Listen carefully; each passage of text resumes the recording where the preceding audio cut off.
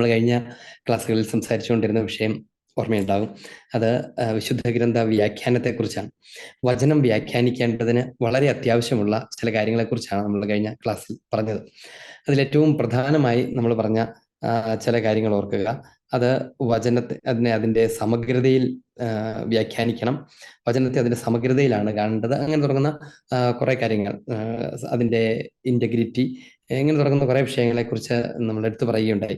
അതുപോലെ തന്നെ വചനം വ്യാഖ്യാനിക്കുന്ന സമയത്ത് ശ്രദ്ധിക്കേണ്ട അതിൻ്റെ അർത്ഥതലങ്ങളെക്കുറിച്ച് പറഞ്ഞു.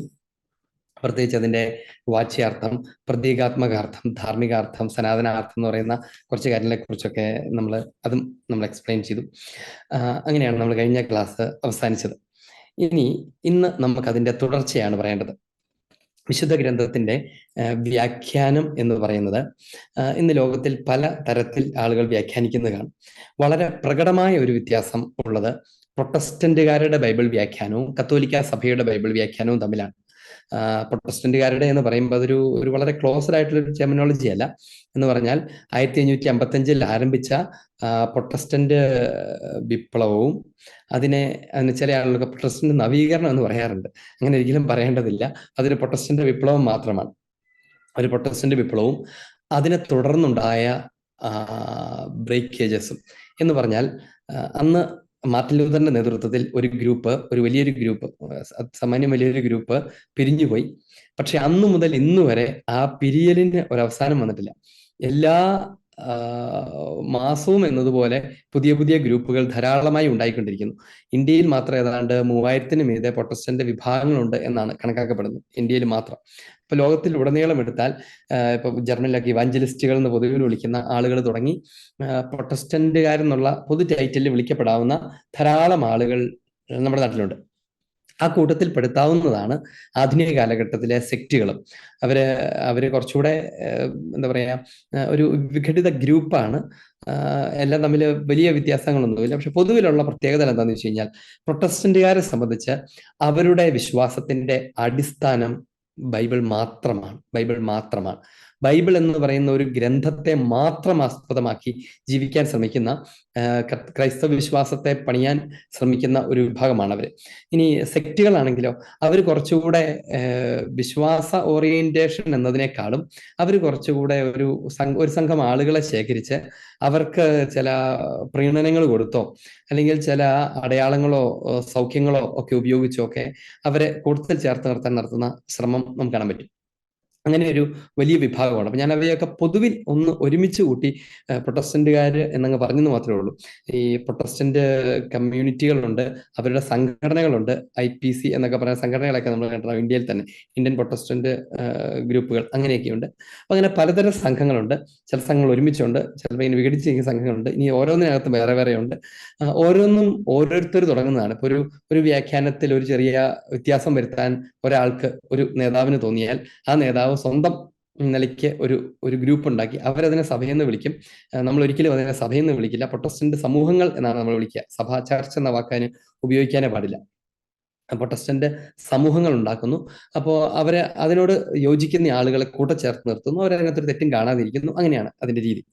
ഇതാണ് ഈ വിശുദ്ധ ഗ്രന്ഥ വ്യാഖ്യാനത്തിന്റെ ഒരു പ്രൊട്ടസ്റ്റന്റ് ശൈലിയുടെ ബേസിസ്. കത്തോലിക്ക വിശ്വാസത്തെ സംബന്ധിച്ച് അതെപ്പോഴും ഒരുമിച്ച് നിൽക്കുന്നതാണ്. ഒരേ പ്രബോധനം കണ്ടിന്യൂ ചെയ്യുന്നതാണ്. അതിന് നിയതമായ ഒരു വ്യാഖ്യാന ഇടമുണ്ട്. ഇങ്ങനെ തുടങ്ങുന്ന കുറെ കാര്യങ്ങളുണ്ട്. അപ്പൊ അതുകൊണ്ട് ഇതിന്റെ പശ്ചാത്തലത്തിലാണ് നമ്മൾ ഇന്നത്തെ വിഷയങ്ങൾ നമ്മൾ സംസാരിക്കാൻ പോകുന്നത്. ഇത് വളരെ വളരെ പ്രധാനപ്പെട്ട ഒരു ഏരിയയാണ്.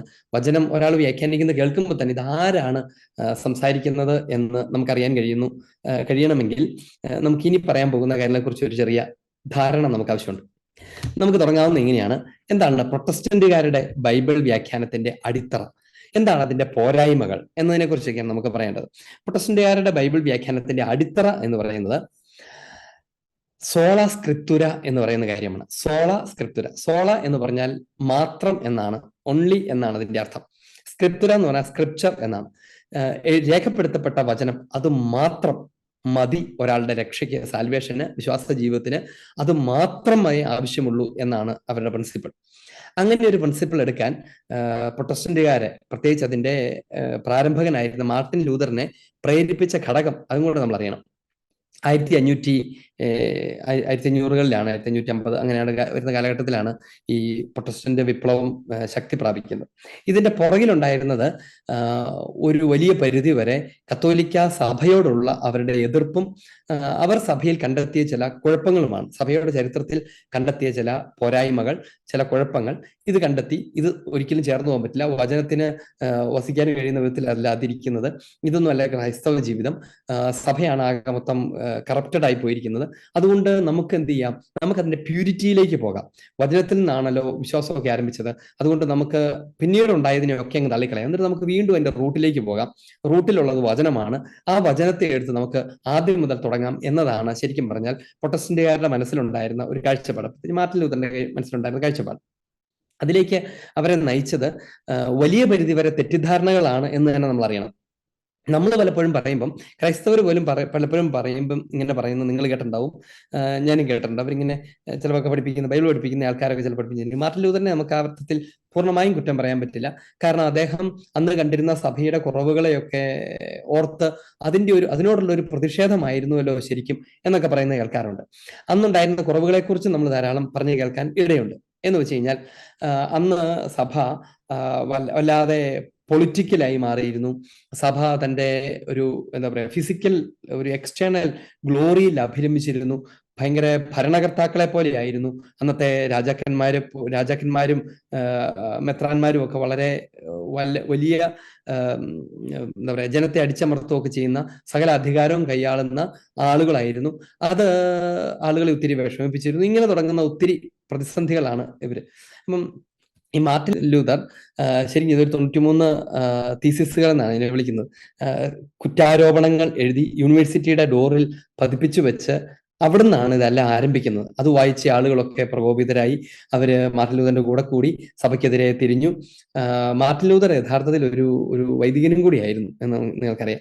അദ്ദേഹത്തിന്റെ നേതൃത്വത്തിലാണ് ഈ ഒരു സ്പ്ലിറ്റ് ഉണ്ടാകുന്നത് തന്നെ. എന്നിരുന്നാലും മാർട്ടിൻ ലൂതർ ഉയർത്തിയ ആരോപണങ്ങൾ, ആ ആരോപണങ്ങളൊക്കെ ശരിയാണ് എന്ന് കരുതുന്ന അനേകം ആളുകൾ ഇപ്പോഴും ഉണ്ട്. ഒരു വളരെ സിമ്പിൾ ആയിട്ടുള്ള എല്ലാവരും വിശ്വസിക്കുന്ന ഒരു പൊതു ഉദാഹരണം വേണമെങ്കിൽ പറഞ്ഞാൽ അതിതാണ്, ദണ്ഡവിമോചനങ്ങൾ വിറ്റിരുന്നു. വത്തിക്കാൻ ബസിലിക്കയുടെയൊക്കെ നിർമ്മാണത്തിന് വേണ്ടിയിട്ട് ധാരാളം പണം ആവശ്യമായി വന്നു. അപ്പൊ അതൊക്കെ പണിയാൻ വേണ്ടി ദണ്ഡവിമോചനത്തെയൊക്കെ വിറ്റു. ശുദ്ധീകരണ സ്ഥലത്തെ കുറിച്ചൊക്കെ പറയുന്നു. ശുദ്ധീകരണ സ്ഥലത്തിലേക്ക് പോകുന്നതിനെ കുറിച്ചൊക്കെ ആളെ ഭയപ്പെടുത്തുന്നു. ശുദ്ധീകരണ സ്ഥലത്തിൽ നിന്ന് ഒഴിവാകാൻ വേണ്ടി പണം തന്നാൽ മതി, ആ പണം തരുമ്പം ദണ്ഡവിമോചനം തരും. അപ്പൊ ആ പണം ഉപയോഗിച്ച് ദേവാലയം പണിയാൻ കഴിയും.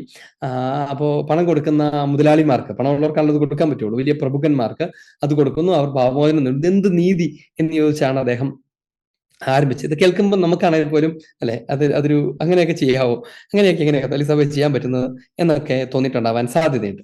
ഇനി ആ ഒരൊറ്റ കാര്യത്തെ തന്നെ നമ്മളൊന്ന് ശരിക്കൊന്ന് മാറി നിന്ന് വിശകലനം ചെയ്ത് നോക്കുക. അന്നത്തെ ഒരു വൈകാരിക പ്രക്ഷോഭത്തിന്റെ ഒക്കെ അപ്പുറത്ത് ആ ഒരു കാര്യത്തെ ഒന്ന് മാറി നിന്നൊരു വിശകലനം ചെയ്ത് നോക്കുക മറ്റൊരു പെർസ്പെക്റ്റീവിൽ നിന്ന്. എന്ന് വെച്ചാൽ ഈ വത്തിക്കാൻ ബസിലിക്ക പണിതുകൊണ്ടിരിക്കുന്നുള്ള കാര്യം ശരിയാണ്, അതിന് പണം ആവശ്യം ഉണ്ടായിരുന്നുള്ള കാര്യം ശരിയാണ്, അതിന് പ്രഭുക്കന്മാർ കോൺട്രിബ്യൂട്ട് ചെയ്തിരുന്നു എന്നുള്ള കാര്യം ശരിയാണ്, ദണ്ഡവിമോചനം കൊടുത്തിരുന്നു എന്നുള്ള കാര്യവും ശരിയാണ്. ഇനി ഇതിന്റെ കണക്ഷൻ എന്താണ്? ദണ്ഡവിമോചനം ശരിക്കും എന്താണ്?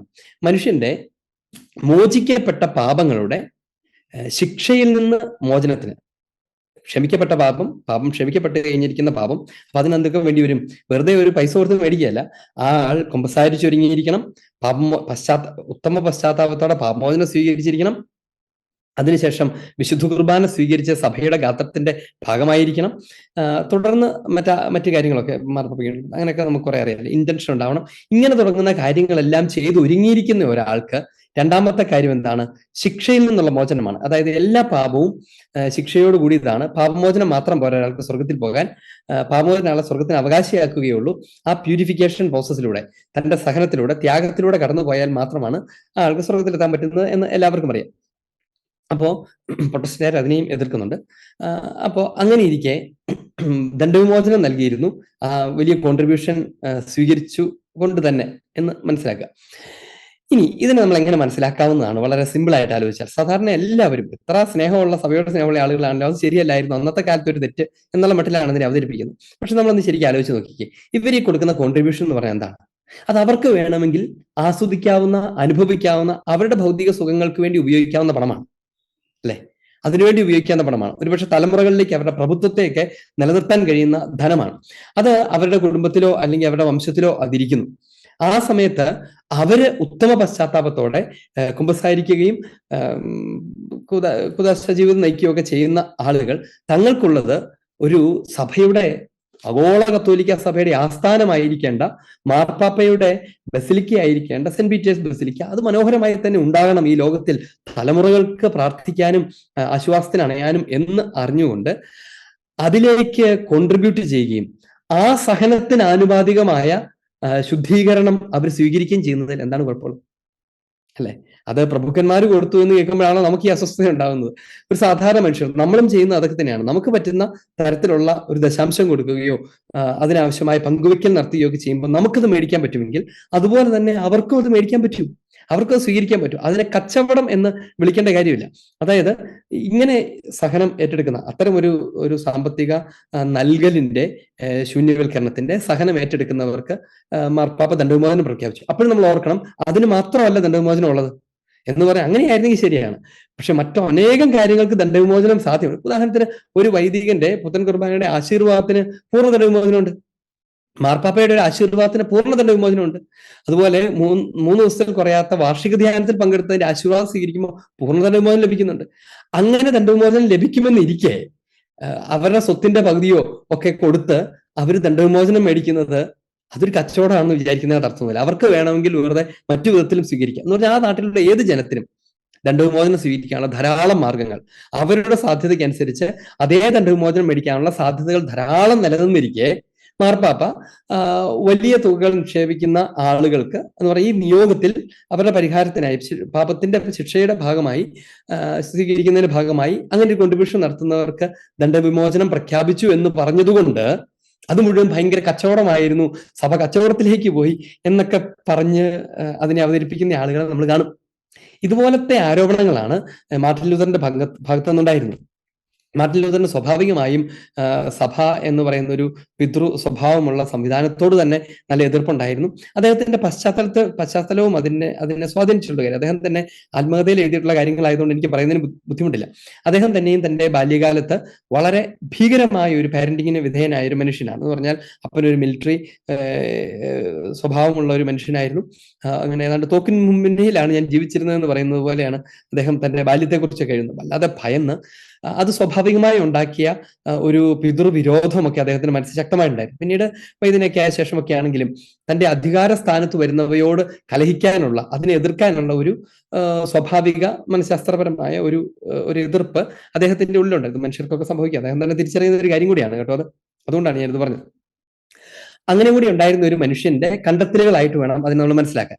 ഓക്കെ, ഒരു സൈഡിൽ നിന്ന് നോക്കുമ്പം വളരെ എന്താ പറയാ, ഒരു സൈഡ് ലൈൻഡ് ആയിട്ട് അല്ലെങ്കിൽ ഒരു സൈഡിൽ നിന്നൊക്കെ വ്യാഖ്യാനിച്ചാൽ നമുക്ക് വേണേൽ കുറ്റങ്ങൾ പറയാവുന്നത്. എന്നാൽ ഏതാനും ചില കുറ്റങ്ങൾ ഉണ്ടായിരുന്നിരിക്കാം എന്നും കൂടെ നമ്മൾ അതിന്റെ കൂട്ടിച്ചേർത്ത് വായിക്കാവുന്നതേ ഉള്ളൂ. അങ്ങനത്തെ ഒരു സാഹചര്യത്തിൽ മാർട്ടിൻ ലൂഥർ എന്താ ചെയ്യുന്നത്? മാർട്ടിൻ ലൂഥർ വിശ്വാസത്തെ നവീകരിക്കാൻ ശ്രമിച്ചു. അങ്ങനെയാണ് പ്രൊട്ടസ്റ്റന്റുകാർ മാർട്ടിൻ ലൂഥറിനെ മനസ്സിലാക്കുന്നത്. വിശ്വാസത്തെ നവീകരിക്കാൻ ശ്രമിച്ചു. വിശ്വാസത്തെ നവീകരിക്കാൻ ശ്രമിച്ചു എന്ന ആ വാക്ക് തന്നെ ആദ്യം പരിശോധിക്കപ്പെടേണ്ടതാണ്. കാരണം വിശ്വാസത്തെ നവീകരിക്കുക എന്ന് പറയുന്നത് ക്രിസ്തു സ്ഥാപിച്ച സഭയെ പിളർത്തിക്കൊണ്ടുപോയിട്ടല്ല. വിശ്വാസത്തെ നവീകരിക്കുന്നത് ഈശോ സ്ഥാപിച്ച സഭയെ, ഈശോ സഭ സ്ഥാപിക്കുന്നതിനെ കുറിച്ച് നമ്മൾ ആദ്യത്തെ ക്ലാസ്സുകളിലൊക്കെ കാര്യമായി പറഞ്ഞിട്ടുണ്ട്. മത്തായി സുവിശേഷത്തിൽ 16-ാം അധ്യായം നമ്മൾ വായിക്കും, എന്റെ സഭ ഞാൻ സ്ഥാപിക്കുമെന്നാണ്. എന്റെ സഭ ക്രിസ്തുവിന്റെ സഭയാണത്. ഒരാൾക്ക് വളർത്താനായിട്ട് അയാളുടെ സ്വന്തം പ്രോപ്പർട്ടി ഒന്നുമല്ല. ക്രിസ്തുവിന്റെ സഭ, എന്റെ സഭ. ഇനി ആര് സ്ഥാപിക്കും? ഞാൻ സ്ഥാപിക്കും. ഞാൻ എന്റെ അപ്പസ്തോലന്മാരുടെ മേൽ സ്ഥാപിക്കുമെന്ന് അവിടുന്ന് വാഗ്ദാനം ചെയ്ത, അവിടുന്ന് അങ്ങനെ സ്ഥാപിച്ച ആ സഭയെ ശുദ്ധീകരിക്കാനായി പിളർത്തുന്നു എന്ന് പറയുന്നതിനകത്തുള്ള ലോജിക്കൊന്നും ഒരു മാമൂസ സ്വീകരിച്ച ഒരാൾക്ക് മനസ്സിലാക്കാൻ അത്ര എളുപ്പമല്ല. ഇനി അടുത്ത കാര്യം എന്താണ്? ശുദ്ധീകരിക്കാനായിട്ട് ഈ മനുഷ്യൻ ചെയ്യുന്നത് ബൈബിൾ മാത്രം എടുത്തിട്ട് സഭയിൽ നിന്ന് ഇറങ്ങിപ്പോവുകയാണ്. അതെടുക്കാൻ എന്ത് അവകാശം എന്നുള്ള ഒരു ചോദ്യം അവിടെ ആദ്യം നിൽക്കുന്നു. രണ്ടാമത്, ഇതെടുത്തുകൊണ്ട് പോയിട്ട് എന്തുവരെ ശുദ്ധീകരണമാണ് നടത്തുന്നത് എന്നാണ്. എന്നാൽ സഭയെ ശുദ്ധീകരിക്കാൻ ശ്രമിച്ചിട്ടുള്ള ധാരാളം ആളുകളുണ്ട്. ഫ്രാൻസിസ് അസീസിയെ കുറിച്ച് വിചാരിക്കുക. ഫ്രാൻസിസ് അസീസി സഭയെ ശുദ്ധീകരിക്കാൻ വേണ്ടി തന്നെ കലാകാലങ്ങളിൽ പരിശുദ്ധാത്മാവ് നടത്തുന്ന അനേകം ആളുകളിലൂടെ നടത്തുന്ന ശുദ്ധീകരണ പ്രവൃത്തിയുടെ ഭാഗമാകാൻ ശ്രമിച്ച വിശുദ്ധരെ കുറിച്ച് ഓർക്കുക. അവരൊക്കെ എന്താ ചെയ്തത്? ഫ്രാൻസിസ് അസീസി തന്റെ ത്യാഗപൂർണമായ ജീവിതത്തിലേക്ക് ഇറങ്ങിയിട്ടാണ് മുള്ളിലൊക്കെ കിടന്ന് ഉരുണ്ടും പക്ക ദാരിദ്ര്യത്തിലേക്ക് ഇറങ്ങിയും അങ്ങനെ ഒരു രണ്ടാം ക്രിസ്തുവായി ജീവിച്ചാണ് വിശ്വാസം നവീകരിച്ച്. ആ ഫ്രാൻസിസ്കൻ ചൈതന്യത്തിൽ നിന്ന് ധാരാളം സന്യാസ സമൂഹങ്ങൾ ഉണ്ടായി, ലക്ഷോപലക്ഷം സന്യസ്തരുണ്ടായി, ധാരാളം വിശുദ്ധരുണ്ടായി. അവരൊക്കെ ചെയ്ത വിശുദ്ധീകരണമാണ് യഥാർത്ഥത്തിൽ വിശുദ്ധീകരണം എന്ന് പറയുന്നത്.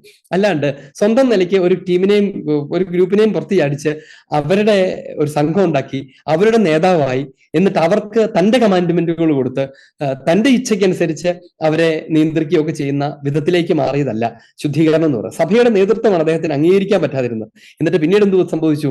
പ്രൊട്ടസ്റ്റന്റുകാർ മുഴുവനും അദ്ദേഹത്തിന്റെ നേതൃത്വത്തിന് വിധേയപ്പെടേണ്ടി വന്നു. അതാണ് അതിനകത്ത് ഏറ്റവും ഭീകരമായ കാര്യം. സഭയുടെ നേതൃത്വത്തെ, സഭയുടെ അധികാരത്തെ എതിർത്ത് പുറത്തേക്ക് ഇറങ്ങിയ മാർട്ടിൻ ലൂതറിന്റെ കൂടെ ഉണ്ടായിരുന്നവർ മുഴുവനും പിന്നീട് മാർട്ടിൻ ലൂതർ എന്ന ഒരു മനുഷ്യന്റെ അധികാരത്തിന് വിധേയപ്പെട്ട് ആമേൻ പറഞ്ഞിരിക്കേണ്ടി വന്നു. അദ്ദേഹത്തിന്റെ നിയമങ്ങളും അദ്ദേഹത്തിന്റെ കണ്ടുപിടുത്തങ്ങളും അടിച്ചേൽപ്പിക്കുകയും അതനുസരിച്ച് ജീവിക്കുകയും ചെയ്യേണ്ടി വന്നു. അത് ഇന്നും തുറന്നുകൊണ്ടിരിക്കുന്നുണ്ട്. അതേ വിധത്തിൽ തന്നെ ചെറിയൊരു ഗ്രൂപ്പിന്റെ തലവനായിരിക്കുന്ന ആള് ദശാംശം മേടിച്ച് ജീവിക്കുകയും അതിന് വചനത്തിൽ നിന്ന് ധാരാളം തെളിവുകളെ കണ്ടെത്തുകയൊക്കെ ചെയ്തിട്ട് അങ്ങനെ പോയിക്കൊണ്ടിരിക്കും. ഞാൻ ഇത് പറഞ്ഞത് കർത്താവ് സ്ഥാപിച്ച സഭയുടെ വചനത്തെ എടുത്തുകൊണ്ട് പോകുന്നതിനെ കുറിച്ചാണ്. ഇനി അങ്ങനെ കൊണ്ടുപോയപ്പോൾ ഉണ്ടാകുന്ന സംഭവം എന്താണ്? പ്രൊട്ടസ്റ്റന്റ് ബൈബിൾ വ്യാഖ്യാനത്തിന്റെ അടിത്തറകളെ കുറിച്ചാണ് പറയുന്നത്. അവര് ഈ സഭയിൽ ഇങ്ങനെയൊക്കെ കുഴപ്പങ്ങളുണ്ടെന്ന് പറയുമ്പം അവരെന്താ ആഗ്രഹിച്ചു? ശുദ്ധീകരിക്കണമെങ്കിൽ ആദ്യം തൊട്ട് തുടങ്ങണം. അതുകൊണ്ട് സഭയുടെ പാരമ്പര്യത്തെ മൊത്തത്തിൽ അങ്ങ് തള്ളിക്കളയാം എന്ന് തീരുമാനിച്ചു. നാളിതുവരെയുള്ള സഭയുടെ ഒരു പ്രബോധനവും അല്ലെങ്കിൽ സഭയുടെ ഒരു പാരമ്പര്യവും നമുക്കിനി ആവശ്യമില്ല. നമ്മൾ ആരംഭത്തിലേക്ക് പോകുന്നു, ഈശോയുടെ വചനത്തിലേക്ക് പോകുന്നു, ആ വചനത്തിൽ നിന്ന് വീണ്ടും ആരംഭിക്കുന്നു. അങ്ങനെയാണ് അവർ കരുതിയത്. നമ്മളൊരു കാര്യം ഓർക്കണം, വിശുദ്ധ ഗ്രന്ഥം പോലും ആ സഭയുടെ പാരമ്പര്യത്തിനകത്തുള്ള ഒരു ഘടകമാണ്. എന്ന് പറഞ്ഞാൽ സഭ ജീവിതം ആരംഭിച്ച് ആദിമസഭയുടെയും കാലമൊക്കെ കഴിഞ്ഞു പോകുന്ന സമയത്താണ് വിശുദ്ധ ഗ്രന്ഥം രചിക്കപ്പെട്ടൊക്കെ തുടങ്ങുന്നത്. എന്ന് പറഞ്ഞാൽ വിശുദ്ധ ഗ്രന്ഥം അടിസ്ഥാനപരമായി സഭയുടെ ജീവിതമാണ്. തിരുസഭ എങ്ങനെ ജീവിച്ചു എന്നതിന്റെ ഹിസ്റ്ററിയാണ് സത്യം പറഞ്ഞാൽ, അഥവാ തിരുസഭ എന്താണ് എന്നതാണ് വിശുദ്ധ ഗ്രന്ഥത്തിന്റെ കണ്ടന്റ്. എന്ന് വെച്ചാൽ നമുക്ക് അങ്ങനെ പെട്ടെന്ന് കേൾക്കുമ്പോൾ ഇതെന്താ അങ്ങനെ തോന്നും. സുവിശേഷങ്ങൾ ഞാൻ കഴിഞ്ഞ ക്ലാസ്സിലൊക്കെ ഇങ്ങനെ സൂചിപ്പിച്ചിട്ടുള്ളത്, എന്നാൽ ഈ ആവശ്യത്തിന് വേണ്ടി പറയാം. സുവിശേഷങ്ങളുടെ കാര്യം എടുക്കുക. സുവിശേഷങ്ങൾ സത്യത്തിൽ എന്താണ്? ആദിമസഭയുടെ വിശ്വാസ ജീവിത അനുഭവമാണ്. എന്ന് പറഞ്ഞാൽ ആദിമസഭ ജീവിച്ചിരുന്ന ജീവിതം, ക്രൈസ്തവ ജീവിതം, അത് രേഖപ്പെടുത്തിയതാണ് സത്യത്തിൽ സുവിശേഷം പോലും. എന്ന് പറഞ്ഞാൽ ഈശോയുടെ ജീവിതത്തിന്റെ ഒരു ക്രോണോളജിക്കൽ ഹിസ്റ്ററി അല്ല എന്ന് ഞാനന്ന് പറഞ്ഞിരുന്നു. പകരം അത് അവരുടെ ഒരു പോസ്റ്റ് റിസറക്ഷണൽ റിട്രോസ്പെക്റ്റീവ് എക്സ്പീരിയൻസ് ആയിരുന്നു. ഉത്ഥാന അനന്തര തിരിഞ്ഞുനോട്ട അനുഭവത്തെ രേഖപ്പെടുത്തിയതാണ് വിശുദ്ധ ഗ്രന്ഥം. ഉത്ഥാന അനന്തരം ആ സഭ മിശിഹായെ തിരിച്ചറിഞ്ഞത് രേഖപ്പെടുത്തിയിരിക്കുന്നതാണ്. ഇനി അതൊരു വെറും ഒരു ക്രോണോളജിക്കൽ ഹിസ്റ്ററി ആയിരുന്നെങ്കിൽ ശരിയാണ്, ആരും എടുത്താലും വലിയ വ്യത്യാസമൊന്നും നമുക്ക് പറയാനില്ല. പക്ഷെ അങ്ങനെയല്ല. സഭ മനസ്സിലാക്കിയ ഈശോയെയാണ് സുവിശേഷത്തിൽ അവതരിപ്പിച്ചിരിക്കുന്നത്. ആ ഈശോയെ സഭയിൽ നിന്ന് വേറിട്ട് എടുത്തുകൊണ്ട് പോയിട്ട് എങ്ങനെ അവതരിപ്പിക്കാൻ പറ്റും എന്നുള്ളതാണ് ഇതിന്റെ നേരിടുന്ന പ്രധാന പ്രതിസന്ധി. രണ്ടാമത് നമ്മൾ ആദ്യം തന്നെ പറഞ്ഞു, കഴിഞ്ഞ ക്ലാസ്സിൽ പറഞ്ഞിട്ടുണ്ട്, സുവിശേഷങ്ങൾ പോലും രേഖപ്പെടുത്തപ്പെടുന്നത് അത് വിശുദ്ധ ഗ്രന്ഥ ആരാധനാക്രമ വായനകൾക്ക് വേണ്ടിയിട്ടാണ്.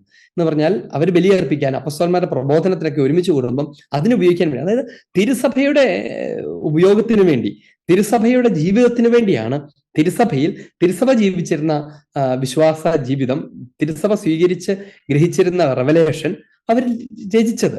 അപ്പൊ അതിനെ മാത്രം എടുത്തുകൊണ്ട് പോകുക എന്ന് പറയുമ്പോൾ തന്നെ വിശുദ്ധ ഗ്രന്ഥം ഒരു വളരെ വികലമാക്കപ്പെട്ട വിധത്തിലാണ് അവർ കാണുന്നതും വേർതിരിച്ചെടുക്കുന്നതും എന്നുള്ളതാണ് എന്റെ പ്രശ്നം. നമ്മൾ കഴിഞ്ഞ ക്ലാസ്സിലൊക്കെ പറഞ്ഞ ചില കാര്യങ്ങളൂടെ ഓർക്കുക. കർത്താവിന്റെ വചനത്തെ എടുത്തുകൊണ്ട് പോകാൻ പറ്റും, പക്ഷെ പ്രവൃത്തികളെ കൊണ്ടുപോകാൻ പറ്റില്ല എന്നൊക്കെ പറഞ്ഞു. വചനം കാരണം ഇപ്പൊ ഉദാഹരണത്തിന് കുദാശകളുടെ സംസ്ഥാപനം, അത് തിരുസഭയിൽ രേഖപ്പെടുത്തപ്പെട്ടിരിക്കുന്ന വചനമാണ്, ഈശോ ചെയ്ത പ്രവൃത്തിയാണ്, പൗരോഹിത്യത്തിന്റെ സംസ്ഥാപനം. അതുകൊണ്ടാണ് ഇതൊക്കെ പ്രൊട്ടസ്റ്റന്റുകാർക്ക് ഉണ്ടാവില്ല. ബൈബിളിൽ നിന്ന് കിട്ടുന്നത് മാത്രമേ പ്രൊട്ടസ്റ്റന്റുകാരുടെ കയ്യിലുണ്ടാവുള്ളൂ. സഭയിൽ നൽകപ്പെട്ടിരിക്കുന്ന ക്രിസ്തുവിന്റെ പ്രവൃത്തികളുടെ തുടർച്ച അത് അവർക്ക് അന്യമാണ്. ഇനി അതിനെയൊക്കെ ഏതെങ്കിലും വിധത്തിലൊക്കെ കോപ്പി ചെയ്യാനൊക്കെ ശ്രമിക്കുന്ന ആധുനിക പ്രൊട്ടസ്റ്റന്റ് ഗ്രൂപ്പുകളൊക്കെയുണ്ട്. അതായത് ബിലീവേഴ്സ് ചർച്ച് പോലെയുള്ള ഗ്രൂപ്പുകളൊക്കെ ചെയ്യുന്നത്. കഴിഞ്ഞിടയ്ക്ക് അതിന്റെ സ്ഥാപകൻ മരണം മൂലം വേർപെട്ടു പോവുകയൊക്കെ ചെയ്തു. അദ്ദേഹമൊക്കെ ചെയ്തിരുന്ന കാര്യം എന്താണ്?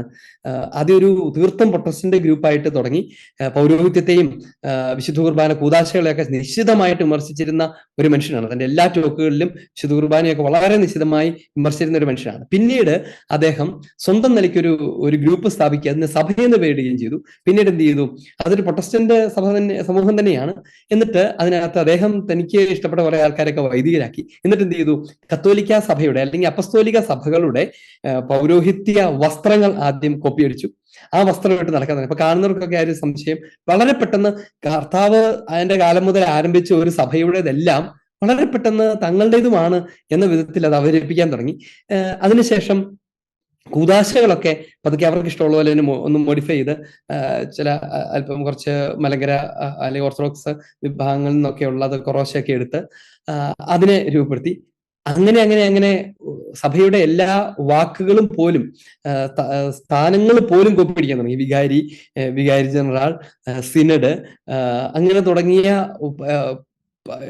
പ്രസ്ബിത്തേരിയം തുടങ്ങിയ വാക്കുകളെല്ലാം വളരെ പെട്ടെന്ന് ഒരു പ്രൊട്ടസ്റ്റന്റ് ഗ്രൂപ്പ് കോപ്പി അടിക്കുന്നതും, എന്നിട്ട് ഞങ്ങൾ ഇപ്പൊ ഏതാണ്ട് അപ്പസ്തോലിക സഭ പോലത്തെ ഒരു സഭയാണെന്ന് അവർ പറയുന്നതും, പിന്നീട് ഈസ്റ്റേൺ ചർച്ച് എന്നും കൂടെ ആഡ് ചെയ്യുന്നതും, സ്വയം മെത്രാനായി തീരുന്നതും, പിന്നീട് സ്വയം മെത്രാപ്പോലിത്തയായി മാറുന്നതും, ആ മെത്രാപ്പോലിത്ത, മെത്രാൻ തുടങ്ങിയ വാക്കുകൾ തനിക്ക് വേണ്ടി തന്നെ ഉപയോഗിക്കുന്നതും ഒക്കെ നമ്മൾ കാണും.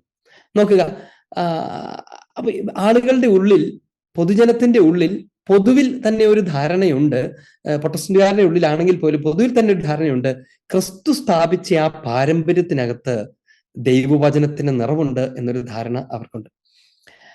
അല്ലാതെ ഇടയ്ക്കുന്ന ഒരു സമയത്തൊരു ബൈബിൾ എടുത്ത് പുറത്തേക്ക് ഇറങ്ങി അത് മാത്രം പറഞ്ഞാൽ പോരാ എന്ന് അവർക്ക് പോലും തിരിച്ചറിവുണ്ട്. പക്ഷേ സഭ സ്നേഹിക്കുകയും സഭ വിശ്വസിക്കുകയും ചെയ്തിരുന്ന കാര്യങ്ങൾ അവർക്ക് ഉൾക്കൊള്ളാൻ കഴിയാത്തതുപോലെയാണ് അവർ സഭയെ എതിർത്ത് പോകുന്നത്. അത് ഉൾക്കൊള്ളുന്നതോടുകൂടെ പിന്നെ സഭയുമായിട്ട് എന്താ വ്യത്യാസം എന്ന് ആളുകൾ ചോദിക്കാൻ ഇടവരും. അതുകൊണ്ട് അവർക്ക് എല്ലാ കാലത്തും ഇത് പിടിച്ചു നിർത്തേണ്ടതുണ്ട്. അതായത് തിരുസഭയിൽ തുടർന്നു വന്നിരുന്ന എല്ലാ കർത്താവിനാൽ സ്ഥാപിതമായിട്ടുള്ള കാര്യം, ഉദാഹരണത്തിന് കൂദാശകൾ, അതുപോലെ വിശുദ്ധരോടുള്ള ബന്ധം, ആദിമസഭ മുതലുള്ള വിശുദ്ധരോടെ ബന്ധത്തെക്കുറിച്ച് ഓർക്കണം. ആദിമസഭയ്ക്ക് മുതൽ വിശുദ്ധരോടുള്ള ബന്ധമുണ്ട് എന്ന് പറഞ്ഞാൽ ഈ കാറ്റക്കോമ്പുകൾക്കകത്തൊക്കെ അവർ പ്രാർത്ഥിച്ച സ്ഥലത്തൊക്കെ വിശുദ്ധ സെബസ്ത്യാനോസിന്റെ കാറ്റക്കോമ്പൊക്കെ അതിന്റെയൊക്കെ വളരെ പ്രത്യക്ഷമായ അടയാളമാണ്. ആദ്യ നൂറ്റാണ്ടുകളിലുള്ളതാണല്ലോ അത്. അങ്ങനെ വിശുദ്ധരോടുള്ള വണക്കവും അവരുടെ മാധ്യസ്ഥം തേടിയുള്ള പ്രാർത്ഥനയും ഒക്കെ ആദിമസഭ മുതലുള്ളതാണ്. പക്ഷെ അതിൽ നിന്നൊക്കെ അവർ സ്വയം വിച്ഛേദിച്ചു. വിശ്വാസ ജീവിതത്തിൽ പരിശുദ്ധ കന്യകാമറിയത്തോടുള്ള ബന്ധത്തിൽ നിന്ന് അവർ വിച്ഛേദിച്ചു. ഞാൻ അതിനെക്കുറിച്ച് നേരത്തെ പറഞ്ഞിട്ടുണ്ട്. പരിശുദ്ധ മറിയം തിരുസഭയുടെ ഒരു മിനിയേച്ചർ ആയതുകൊണ്ട് സഭയെ ഉപേക്ഷിക്കുന്നവർക്ക് സ്വാഭാവികമായും മറിയത്തെയും കൂടെ ഉപേക്ഷിക്കാതിരിക്കാൻ മാർഗമില്ല എന്ന് പറയുന്ന കാര്യങ്ങളൊക്കെ പറഞ്ഞു. ഇങ്ങനെ ഒരു പശ്ചാത്തലത്തിലാണ് പ്രൊട്ടസ്റ്റന്റുകാർ ഒരു ബൈബിളുമായി പുറത്തേക്ക് പോകുന്നത്. ആ ബൈബിളിൽ എന്ത് എഴുതിയിരിക്കുന്നോ അത് വായിക്കുക, വായിച്ചങ്ങ് മനസ്സിലാക്കുക, അത് നിന്റെ രക്ഷയ്ക്ക് സഫിഷ്യന്റ് ആണ് എന്നവർ പഠിപ്പിച്ചു. ബൈബിളിൽ എന്ത് എഴുതിയേക്കുന്നോ അത് നിനക്ക് വായിക്കുമെന്ന് മനസ്സിലാകുന്നു, അത് മതി എന്ന് പഠിപ്പിക്കാൻ തുടങ്ങി. കാരണം അതുവരെ ഉണ്ടായിരുന്ന കത്തോലിക്ക സഭയുടെ ബോധ്യം അത് വചനം സഭയുടേതാണ്, സഭ തന്റെ ഔദ്യോഗിക അധികാരത്തിൽ നിന്നാണ് അത് വ്യാഖ്യാനിക്കേണ്ടത് എന്ന പ്രബോധനം അവർക്ക് പിന്നെ തുടരാൻ പറ്റില്ല. അങ്ങനെയാണെങ്കിൽ സഭയിൽ തന്നെ നിൽക്കണമല്ലോ. സ്വാഭാവികമായി അതിനെ നിഷേധിക്കുന്നതോടുകൂടെ അവർക്ക് പുറത്തേക്ക് ഇറങ്ങേണ്ടി വരും. അങ്ങനെ ഒരു നിയതമായ ഒരു സംവിധാനം ആ വചനത്തെ വ്യാഖ്യാനിക്കേണ്ടതില്ല, പരിശുദ്ധാത്മാവ് എല്ലാവർക്കും നൽകപ്പെട്ടിട്ടുണ്ട്, എല്ലാവർക്കും അവനവന്റെ ഇഷ്ടത്തിന് വ്യാഖ്യാനിക്കാം എന്ന് പറഞ്ഞു പോയതാണ് മാർട്ടിൻ ലൂതർ ചെയ്ത ആദ്യത്തെ മണ്ടത്തരം. അതുകൊണ്ട് എന്തുണ്ടായി? അദ്ദേഹത്തിന്റെ ജീവിതകാലത്ത് തന്നെ ഓരോരുത്തർ സ്വന്തം നിലയ്ക്ക് വ്യാഖ്യാനിക്കാനും അതിങ്ങനെ ഛിന്ന ഭിന്നമായിട്ട് ചെതറാനും തുടങ്ങി. ഒരു കുഞ്ഞു കുഞ്ഞു ഗ്രൂപ്പുകളായി അത് വീണ്ടും വിഭജിക്കപ്പെട്ട് ഓരോരുത്തരും അവരവർക്ക് ഇഷ്ടമുള്ള വചന വ്യാഖ്യാനങ്ങളിലേക്ക് പോയി. ഇനി ഇതിനകത്തുള്ള ഒരു പ്രധാന പ്രശ്നം, കത്തോലിക്ക സഭയുടെ വചന വ്യാഖ്യാനത്തിന് ആവശ്യത്തിന്റെ ഫണ്ടമെന്റലിനെ കുറിച്ച് പറയുന്നതിന് മുമ്പ് പ്രൊട്ടസ്റ്റന്റുകാരുടെ ഈ ഒരു നിലപാടിനെ കുറിച്ച് നമുക്ക് കുറച്ച് കാര്യങ്ങൾ പറയാം. അവരുടെ ഒന്നാമത്തെ ആർഗ്യുമെന്റ് എന്താണെന്ന് വെച്ചാൽ വചനം വ്യാഖ്യാനിക്കാൻ വചനം മാത്രം മതി എന്നാണ്. എന്ന് പറഞ്ഞാൽ അതിന്റെ മേലൊരു അതോറിറ്റി ഇല്ല. വചനത്തെ സ്വന്തമാക്കിയിരിക്കുന്ന, വചനത്തിന്റെ കസ്റ്റോഡിയൻ എന്ന് പറയാവുന്ന, വചനത്തെ അധികാരമായി വ്യാഖ്യാനിക്കുന്ന ഒരു അതോറിറ്റി ഇല്ല. വചനം വ്യാഖ്യാനിക്കാൻ വചനം മാത്രം മതി എന്നതാണ് മാർട്ടിൻ ലൂതറിന്റെ ആദ്യത്തെ ആർഗ്യുമെന്റ്. ഈ ആർഗ്യുമെന്റിന്റെ ഒന്നാമത്തെ ബേസിക് ആയിട്ടുള്ള പ്രശ്നം എന്നറിയാമോ? വചനം വ്യാഖ്യാനിക്കാൻ വചനം മാത്രം മതി എന്ന് വചനത്തിൽ പോലും പറയുന്നില്ല എന്നുള്ളതാണ്. അതൊരു ഭയങ്കര പ്രധാനപ്പെട്ട കാര്യമാണ്. അതായത് വചനം കൊണ്ട് മാത്രം വചനം വ്യാഖ്യാനിക്കാമെന്ന് പറയുന്ന ഒരു ഗ്രൂപ്പ്, അവരോട് നമുക്ക് ചോദിക്കാവുന്ന ഒരു കാര്യമാണ്, എന്ന് വചനം പറയുന്നുണ്ടോ എന്നുള്ളതാണ് ചോദ്യം. വചനം വ്യാഖ്യാനിക്കാൻ വചനം മാത്രം മതി എന്ന് വചനം പറയുന്നുണ്ടോ എന്ന് തിരിച്ചു ചോദിക്കാവുന്നതാണ്. ഞാൻ പറഞ്ഞതിന്റെ അർത്ഥം നിങ്ങൾക്ക് മനസ്സിലായോ? അതായത് വചനം വ്യാഖ്യാനിക്കാൻ പുറത്തുനിന്ന് ഒരാൾ ആവശ്യമില്ല, വചനം ഉപയോഗിച്ച് തന്നെ വചനം വ്യാഖ്യാനം, വചനം തന്നെ ഒരു വചനം പകർന്നു കൊടുക്കലിന്റെ വ്യാഖ്യാനിക്കലിന്റെ ഫണ്ടമെന്റൽ ഫൈനൽ അതോറിറ്റിയാണ് എന്നാണ് അവർ പറയുന്നത്. അങ്ങനെയാണെങ്കിൽ വചനത്തിൽ നിന്ന് തന്നെ വചനം വ്യാഖ്യാനിക്കാമെങ്കിൽ വചനം വ്യാഖ്യാനിക്കേണ്ടത് വചനത്താൽ തന്നെയാണ് എന്ന് വചനം പറയുന്നില്ലല്ലോ.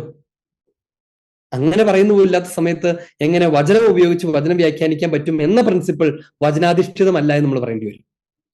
ഈ ബൈബിളിലുണ്ടോ എന്നല്ലേ അവർ ചോദിക്കുന്നത്. ഒന്നാമത്തെ കാര്യം, ബൈബിൾ ഇങ്ങനെ സ്വന്തം നിലയ്ക്ക് വ്യാഖ്യാനിക്കാവുന്നതാണ് എന്ന് ബൈബിളിലുണ്ടോ എന്നാണ്. അല്ല എന്ന് മാത്രമല്ല, അങ്ങനെ അല്ല എന്നാണ് ബൈബിളിനകത്ത് മുഴുവനും രേഖപ്പെടുത്തിയിരിക്കുന്നത്. അവരുപയോഗിക്കുന്ന അതേ ആർഗ്യുമെന്റ് ഉപയോഗിച്ച് സംസാരിക്കുകയാണെങ്കിൽ വചനം വ്യാഖ്യാനിക്കാൻ വചനം മാത്രം മതി എന്ന് അവർ പറയുന്ന അതേ ആർഗ്യുമെന്റ് ഉപയോഗിച്ച് സംസാരിക്കുകയാണെങ്കിൽ വചന വ്യാഖ്യാനത്തെക്കുറിച്ച് ബൈബിൾ എന്താണ് പറയുന്നത് എന്ന് നമുക്ക് നോക്കണം. നമുക്കൊരു 1-2-3 സ്ഥലങ്ങൾ മാത്രം നോക്കാം.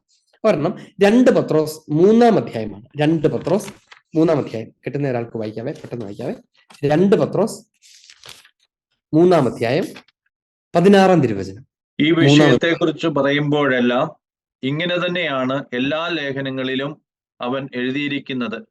മനസ്സിലാക്കാൻ വിഷമമുള്ള ചില കാര്യങ്ങൾ അവയിലുണ്ട്. ആദ്യത്തെ ഒരു പരാമർശം എന്താണ്? ഇത് വചനത്തിനകത്തുനിന്നാണ് നമ്മൾ വചനത്തെ കുറിച്ച് പറയുന്നത്.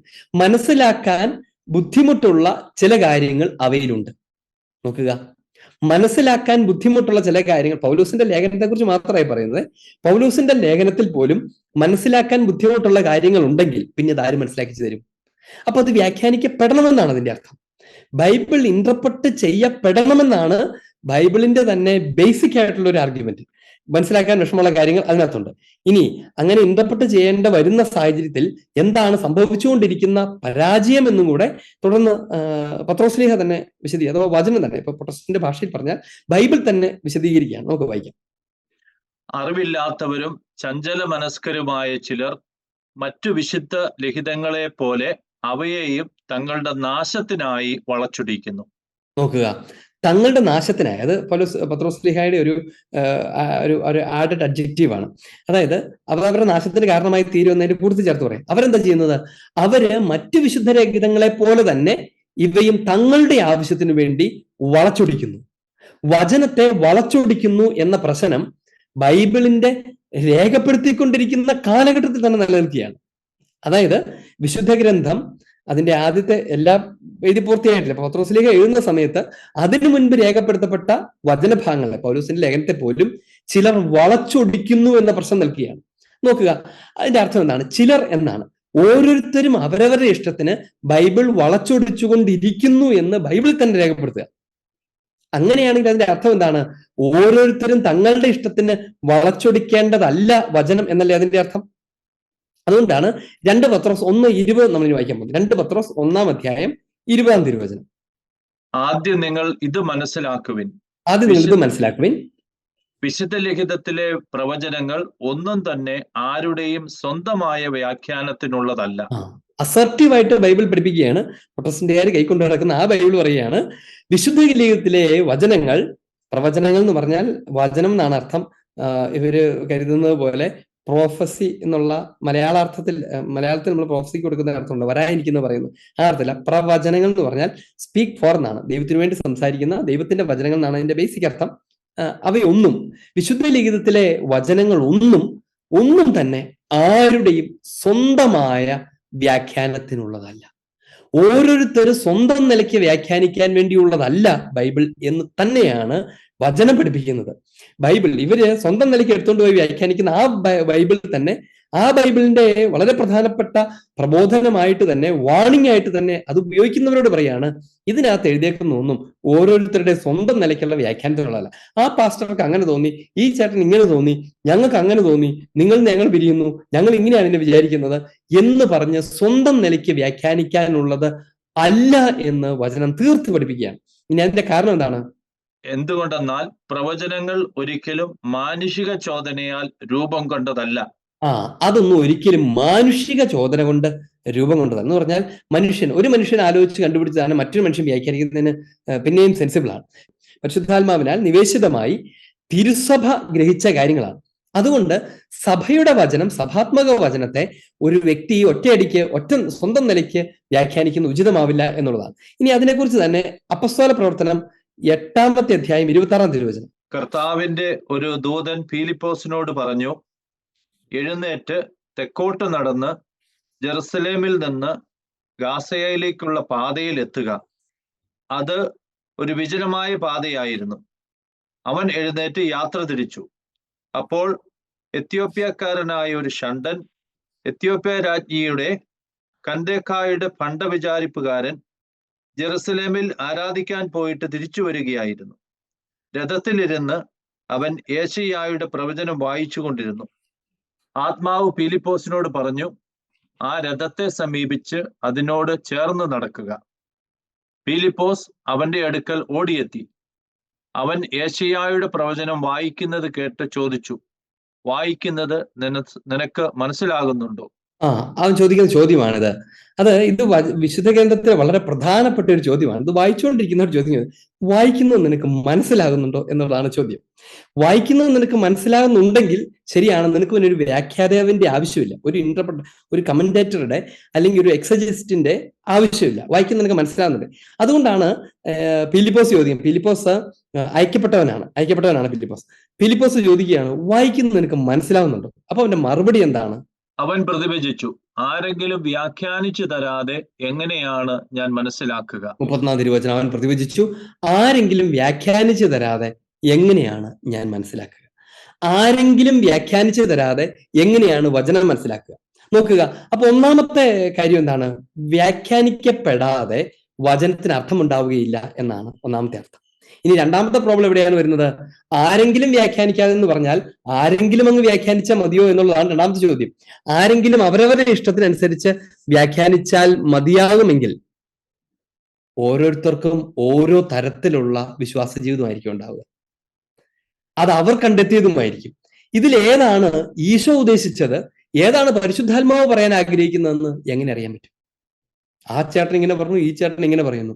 അപ്പൊ സ്വാഭാവികമാണ് നമ്മുടെ നാട്ടിൽ പോലും ഇപ്പോ ഈ പ്രൊട്ടസ്റ്റന്റ് ഉണ്ടാക്കുന്ന ഒരു പുതിയ ഗ്രൂപ്പിന്റെ കാര്യം ഓർക്കുക. ഒരു എക്സിസ്റ്റിംഗ് പ്രൊട്ടസ്റ്റന്റ് ഗ്രൂപ്പിൽ നിന്ന് ഒരു പ്രൊട്ടസ്റ്റന്റ് പാസ്റ്റർ പിരിഞ്ഞിട്ട്, സ്വയം പാസ്റ്ററൊക്കെ ആയിട്ട് പിരിഞ്ഞിട്ട് പുതിയൊരു ഗ്രൂപ്പ് ഉണ്ടാക്കി. എന്താണ് അവിടെ അദ്ദേഹം ചെയ്യുന്നത്? ആ ഗ്രൂപ്പിന് താൻ ഒരു വ്യാഖ്യാതാവായി മാറുകയാണ് ചെയ്യുന്നത്. താനാണ് ഇനി അവരുടെ വ്യാഖ്യാതാവ്. താൻ പറയുന്നതാണ് അവർ വിശ്വസിക്കേണ്ടത്, അല്ലെ? അപ്പൊ നോക്കിക്കേ, വചനം വ്യാഖ്യാനിക്കാൻ ഒരു എക്സ്റ്റേണൽ അതോറിറ്റി ആവശ്യമില്ല എന്ന് പറയുന്ന ആളുകൾ തന്നെ വചന വ്യാഖ്യാനത്തിന്റെ സ്വയം അതോറിറ്റിയായി മാറുകയാണ്. ഒരാൾ സ്വയം എത്രാനായി തീരുന്നത് പോലെ ഒരാൾ സ്വയം ഒരു സുവിശേഷത്തിന്റെ വ്യാഖ്യാന അതോറിറ്റിയായി സ്വയം പ്രഖ്യാപിക്കും. അതെങ്ങനെ സാധ്യമാകും? തിരുസഭയുടെ കളക്റ്റീവ് അതോറിറ്റിയെ തള്ളിക്കളയുന്ന ഒരാൾ അതിനേക്കാൾ മെച്ചപ്പെട്ട അതോറിറ്റിയാണ് ഞാൻ തന്നെ എന്ന് പറയുന്നതിനകത്തുള്ള തമാശയെക്കുറിച്ച് നിങ്ങൾ ഓർത്തു നോക്കി, അല്ലെ? കത്തോലിക്ക സഭയുടെ പൗരോഹിത്യത്തിലൂടെ സ്ഥാപിക്കപ്പെട്ടിരിക്കുന്ന അതിന്റെ വളരെ വിപുലമായ മജിസ്തീരം എന്നാണ് അതിനെക്കുറിച്ച് നമുക്ക് പറയാനിരിക്കുന്നു. ആ സംവിധാനത്തെ പോരാ എന്ന് പറയുന്ന ഒരാൾ സ്വന്തം നിലയ്ക്ക് ഞാൻ വ്യാഖ്യാനിച്ചു തരാം നിങ്ങൾക്ക് എന്ന് പറഞ്ഞ് തന്നെ അതിനേക്കാൾ വലിയൊരു അതോറിറ്റിയായി പ്രസ്താവിക്കുന്നതിനകത്തുള്ള അപകടത്തെക്കുറിച്ച് നമ്മൾ ഓർത്തു നോക്കണം. അതാണ് അതിന്റെ പ്രശ്നം. അപ്പൊ അതുകൊണ്ട് വചനം ഒരിക്കലും സ്വന്തം നിലയ്ക്ക് വ്യാഖ്യാനിക്കാൻ പറ്റില്ല. സോളാ സ്ക്രിപ്റ്റുര, ബൈബിൾ മാത്രം മതി എന്ന പ്രസ്താവന അതിനാൽ തന്നെ അടിസ്ഥാനപരമായി മണ്ടത്തരമാണ്. കാരണം അത് അവരെ തന്നെ കുഴിച്ചടിക്കും. സോളാ സ്ക്രിപ്ചർ മാത്രം ഉപയോഗിച്ചുകൊണ്ട് എങ്ങനെ വിശ്വാസ ജീവിതം? കാരണം സ്ക്രിപ്ചർ എവിടെ നിന്ന് വന്നു എന്നുള്ള ചോദ്യം നിൽക്കുന്നു. ഈ ബൈബിൾ എവിടെ നിന്ന് വന്നു? ഈശോ ഞങ്ങൾക്ക് നേരിട്ട് തന്നു. സ്വർഗത്തിൽ നിന്ന് നേരിട്ട് ഇങ്ങനെ ഒരു പുസ്തകമായി ഇത് ഇറക്കി തന്നാൽ പിന്നെയും ഇവർ പറയുന്നതിനകത്തൊരു ന്യായമുണ്ട്. കാരണം ബൈബിൾ ഇങ്ങനെ സ്വർഗത്തിൽ നിന്ന് തന്നാണ്, അപ്പൊ ഞങ്ങളത് മേടിച്ചു തന്നുള്ളൂ, വേറെ ആർക്കുമില്ല, ഇങ്ങനെ കിട്ടിയേക്കുന്നതാണ്. പക്ഷെ അങ്ങനെയല്ലല്ലോ. സഭയ്ക്ക് കൈമാറിയതാണ്, തിരുസഭയ്ക്ക് നൽകിയതാണ്, തിരുസഭ അത് സ്വീകരിച്ചതാണ്. തിരുസഭയാണ് അതിനെ അനാദി മുതൽ എന്ന് പറഞ്ഞാൽ ഈശോയുടെ കാലം മുതൽ നിരന്തരം പഠിപ്പിച്ചുകൊണ്ടിരിക്കുന്നത് തിരുസഭയാണ്. തിരുസഭയുടെ വചനം, തിരുസഭയിൽ എഴുതപ്പെട്ട വചനം, തിരുസഭ സ്വീകരിച്ച വചനം, ആ വചനത്തെ വ്യാഖ്യാനിക്കേണ്ടത് തിരുസഭ തന്നെയാണ്. നമ്മൾ കഴിഞ്ഞ ക്ലാസ്സുകളിലൊക്കെ ഇതുമായി ബന്ധപ്പെട്ട പാരമ്പര്യത്തെക്കുറിച്ചൊക്കെ ഞാൻ നിങ്ങളെ പഠിപ്പിച്ച പാരമ്പര്യത്തിൽ മുറുകെ പിടിക്കുവിൻ എന്നൊക്കെ ഉള്ള ഭാഗങ്ങളൊക്കെ നമ്മളൊന്ന് വായിച്ചിരുന്നു. എന്നെ കുറിച്ച് കുറച്ച് മുമ്പ് പറഞ്ഞിട്ടുള്ളതാണ്, എന്ന് എനിക്കറിയാം. ആ ഭാഗങ്ങളിലൊക്കെ നമ്മൾ പറഞ്ഞ കാര്യമാണ്. പൗലോസ് ശ്ലീഹയൊക്കെ ആവർത്തിച്ച് പറയുകയാണ്, ഞങ്ങൾ വാക്ക് മുഖേനയോ ഞങ്ങളുടെ എഴുത്ത് മുഖേനയോ നിങ്ങളെ പഠിപ്പിച്ചിട്ടുള്ള പാരമ്പര്യങ്ങൾ ഉറച്ചു നിൽക്കും. ഞങ്ങൾ തന്ന പാരമ്പര്യം നിങ്ങൾ കളഞ്ഞിട്ടില്ല എന്നതിനെ പ്രതി ഞാൻ കർത്താവിന് നന്ദി പറയുന്നു എന്ന് പറയുന്ന ധാരാളം ഭാഗങ്ങൾ നമ്മൾ കാണും. എന്ന് പറഞ്ഞാൽ വചനം മാത്രം പോരാ, തന്നിരിക്കുന്നത് പാരമ്പര്യമാണ് എന്ന് ആവർത്തിച്ച് വചനം തന്നെ പഠിപ്പിച്ചുകൊണ്ടിരിക്കെ ആ പാരമ്പര്യത്തെ തള്ളിക്കളഞ്ഞിട്ട് ബൈബിളിൽ എഴുതിയേക്കുന്നത് നിനക്ക് സ്വന്തം നിലയ്ക്ക് മനസ്സിലാക്കാൻ പറ്റും, അതൊക്കെ മതി വിശ്വാസ ജീവിതത്തിന് എന്ന് പറഞ്ഞ് ഒരു കൂട്ടം ആളുകളെ വഴിതെറ്റിച്ച് തന്റെ പിന്നാലെ കൊണ്ടുപോകുന്ന അപകടമാണ് 1585 സംഭവിച്ചത്. അതായിരുന്നു പ്രൊട്ടസ്റ്റന്റുകാരുടെ വചന വ്യാഖ്യാനത്തിന്റെ സ്വന്തം നിലയ്ക്കുള്ള വചന വ്യാഖ്യാനത്തിന്റെ പരിണിതഫലം. ഇനി രണ്ട് കാര്യങ്ങൾ നമുക്ക് ആദ്യം പറയാനുണ്ടായിരുന്നത്. ഒന്നാമത്തേത്, ഈ പ്രൊട്ടസ്റ്റന്റുകാർ സ്വന്തം നിലയ്ക്ക് സ്വയം ഇത് വ്യാഖ്യാനിക്കുമ്പോൾ ഉണ്ടാകുന്ന അപകടങ്ങളാണ്. അതിനെക്കുറിച്ച് ആദ്യം ഞാൻ പറഞ്ഞ കാര്യം, ബൈബിൾ വ്യാഖ്യാനിക്കാൻ വചനം മാത്രം മതി എന്ന് ബൈബിൾ പറയുന്നില്ല എന്നാണ് ഞാൻ ആദ്യം പറഞ്ഞത്. ഇനി രണ്ടാമത് പറയേണ്ട കാര്യം എന്താണ്? വചനം വ്യാഖ്യാനിക്കാൻ ബൈബിൾ പറയുന്നില്ല എന്നുള്ള ഒന്നാമത്തെ കാര്യം. രണ്ടാമത്തെ കാര്യം എന്താണ്? രണ്ടാമത്തെ കാര്യം ഇതാണ്, ഈ വചനത്തിന്റെ ഓതർ ആരാണെന്ന് പോലും, ഹ്യൂമൻ ഓതർ, അതാരാണെന്ന് പോലും വ്യക്തതയില്ല എന്നുള്ളത്. എന്ന് പറഞ്ഞാൽ ഇപ്പൊ ഉദാഹരണത്തിന് ഹെബ്രായ ലേഖനം, ഹെബ്രായർക്ക് എഴുതപ്പെട്ട ലേഖനം എന്നാണ് നമ്മൾ അതിനെ വിളിക്കുന്നത്. കാരണം എന്താണ്? പൗലോസ് ശ്ലീഹ ഹെബ്രായർക്ക് എഴുതിയ ലേഖനം എന്ന് പറയാറില്ല. പൗലോസ് ശ്ലീഹ ആയിരിക്കാം എന്ന് ഊഹിക്കാൻ മാത്രമേ പറ്റുള്ളൂ. അതിന്റെ രചനാശൈലിയൊക്കെ ചില സ്ഥലങ്ങളിലൊക്കെ പൗലോസിന്റെ ഇതിനോട് ചേർന്ന് പോകുന്നുണ്ട്. ഒരുപക്ഷെ പൗലോസ് ശ്ലീഹ തന്നെ ആവാം, അല്ലെ അദ്ദേഹത്തിന്റെ ശിഷ്യന്മാരായാലും ആകാം, അല്ലെ മറ്റാരിലും പൗലോസ് ശ്ലീഹ അങ്ങനെ എഴുതിയതായിരിക്കാം. ഓതറുടെ പേര് പോലുമില്ല. പഴയ നിയമ ഗ്രന്ഥങ്ങളെ കുറിച്ചാണ് പിന്നെ എടുത്തു പറയേണ്ട കാര്യം പോലുമില്ല. മോശയുടെ ഗ്രന്ഥങ്ങൾ എന്ന് പറഞ്ഞ പഞ്ചഗ്രന്ഥി, അത് മോശ ഇരുന്ന് എഴുതിയതൊന്നും അല്ലെന്ന് ആർക്കും അറിയാം. കാരണം മോശയ്ക്ക് ഒരിക്കലും അത്ര എഴുതാൻ പറ്റില്ല, എന്നുള്ള സമയമില്ല, സാഹചര്യം ഉണ്ടാവില്ല. അത് അട്രിബ്യൂട്ടഡ് ടു മോസസ് ആണ്. അങ്ങനെ വചനത്തിന്റെ ഗ്രന്ഥകർത്താക്കൾ ആ ഗ്രന്ഥങ്ങളെ തങ്ങളുടേത് എന്ന് പോലും പ്രഖ്യാപിച്ചിട്ടില്ല. അതാണ് എന്റെ പ്രധാനപ്പെട്ട കാര്യം. ഇപ്പൊ മത്തായിയുടെ സുവിശേഷം, അത് മത്തായിയുടെ സുവിശേഷമാണെന്ന് നമുക്കറിയാം. അത് ഈശോയുടെ അപ്പസ്തോലനായ മത്തായി തന്നെയാണ് എന്ന് അസന്നിഗ്ധമായി പറയാനുള്ള സാധ്യതകൾ പോലും നമ്മുടെ കയ്യിലില്ല. അവര് ഞാൻ ഇന്നയാളാണ് എന്ന് എടുത്ത് കൃത്യമായി പറയുന്ന പുസ്തകങ്ങളൊക്കെ വളരെ കുറവാണ്. അതിന്റെ അർത്ഥം എന്താണ്? അതിന്റെ അർത്ഥം ഇതാണ്, ഈ വചനത്തെ മനസ്സിലാക്കാൻ, അതിന്റെ ഓതറ മനസ്സിലാക്കാൻ പോലും അതിന്റെ മേൽ പഠനം വേണം എന്നുള്ളത്. അത് എഴുതിയ ആൾ ആരാണെന്ന് മനസ്സിലാക്കാൻ പോലും ഒരു എക്സ്റ്റേണൽ അതോറിറ്റി പഠനത്തിലൂടെ പറഞ്ഞു തരേണ്ടതുണ്ട് എന്നുള്ളതാണ് അതിന്റെ പ്രധാനപ്പെട്ട ഒരു കാര്യം. അതായത് ഇവരാരും, ഈ ഓതേഴ്സ് പോലും അതിനെ വ്യാഖ്യാനിക്കാനോ ഒക്കെയുള്ള അവയുടെ മേലുള്ള തങ്ങളുടെ അധികാരത്തെക്കുറിച്ച് അവര് ക്ലെയിം ചെയ്തിരുന്നില്ല എന്നാണ് അതിന്റെ കാര്യം.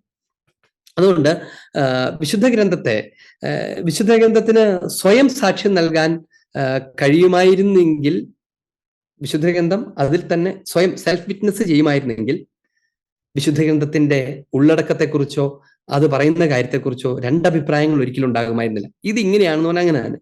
പക്ഷെ അതുകൊണ്ടാണ് വചനം വ്യാഖ്യാനിക്കപ്പെടാതെ ഒരാൾക്കും വചനത്തെ ഗ്രഹിക്കാൻ പറ്റില്ല എന്ന് തിരുസഭയ്ക്ക് അറിയാവുന്നത്, ലോകത്തിൽ എല്ലാവർക്കും അറിയാവുന്നത്. പ്രൊട്ടസ്റ്റന്റുകാർക്ക് മാത്രമാണ് അതിനകത്തൊരു വ്യത്യാസം ഉള്ളത്. അവർ പലപ്പോഴും അവരുടെ ഒത്തിരി പേര് നല്ല മനുഷ്യരും വളരെ വിശ്വാസത്തിൽ തീക്ഷ്ണതയിൽ ജ്വലിക്കുന്ന ആളുകളൊക്കെയാണ്. പക്ഷെ അടിസ്ഥാനപരമായ ചില ബോധ്യങ്ങളുടെ അഭാവം കൊണ്ടോ അല്ലെങ്കിൽ അങ്ങനെ വികലമായി പഠിപ്പിക്കപ്പെട്ടതിന്റെ അപ്പുറത്തേക്ക് ചിന്തിക്കാൻ കഴിയാത്തത് കൊണ്ടോ അവരതിൽ തന്നെ നിലനിന്ന് പോകുന്നു എന്ന് മാത്രമേ ഉള്ളൂ.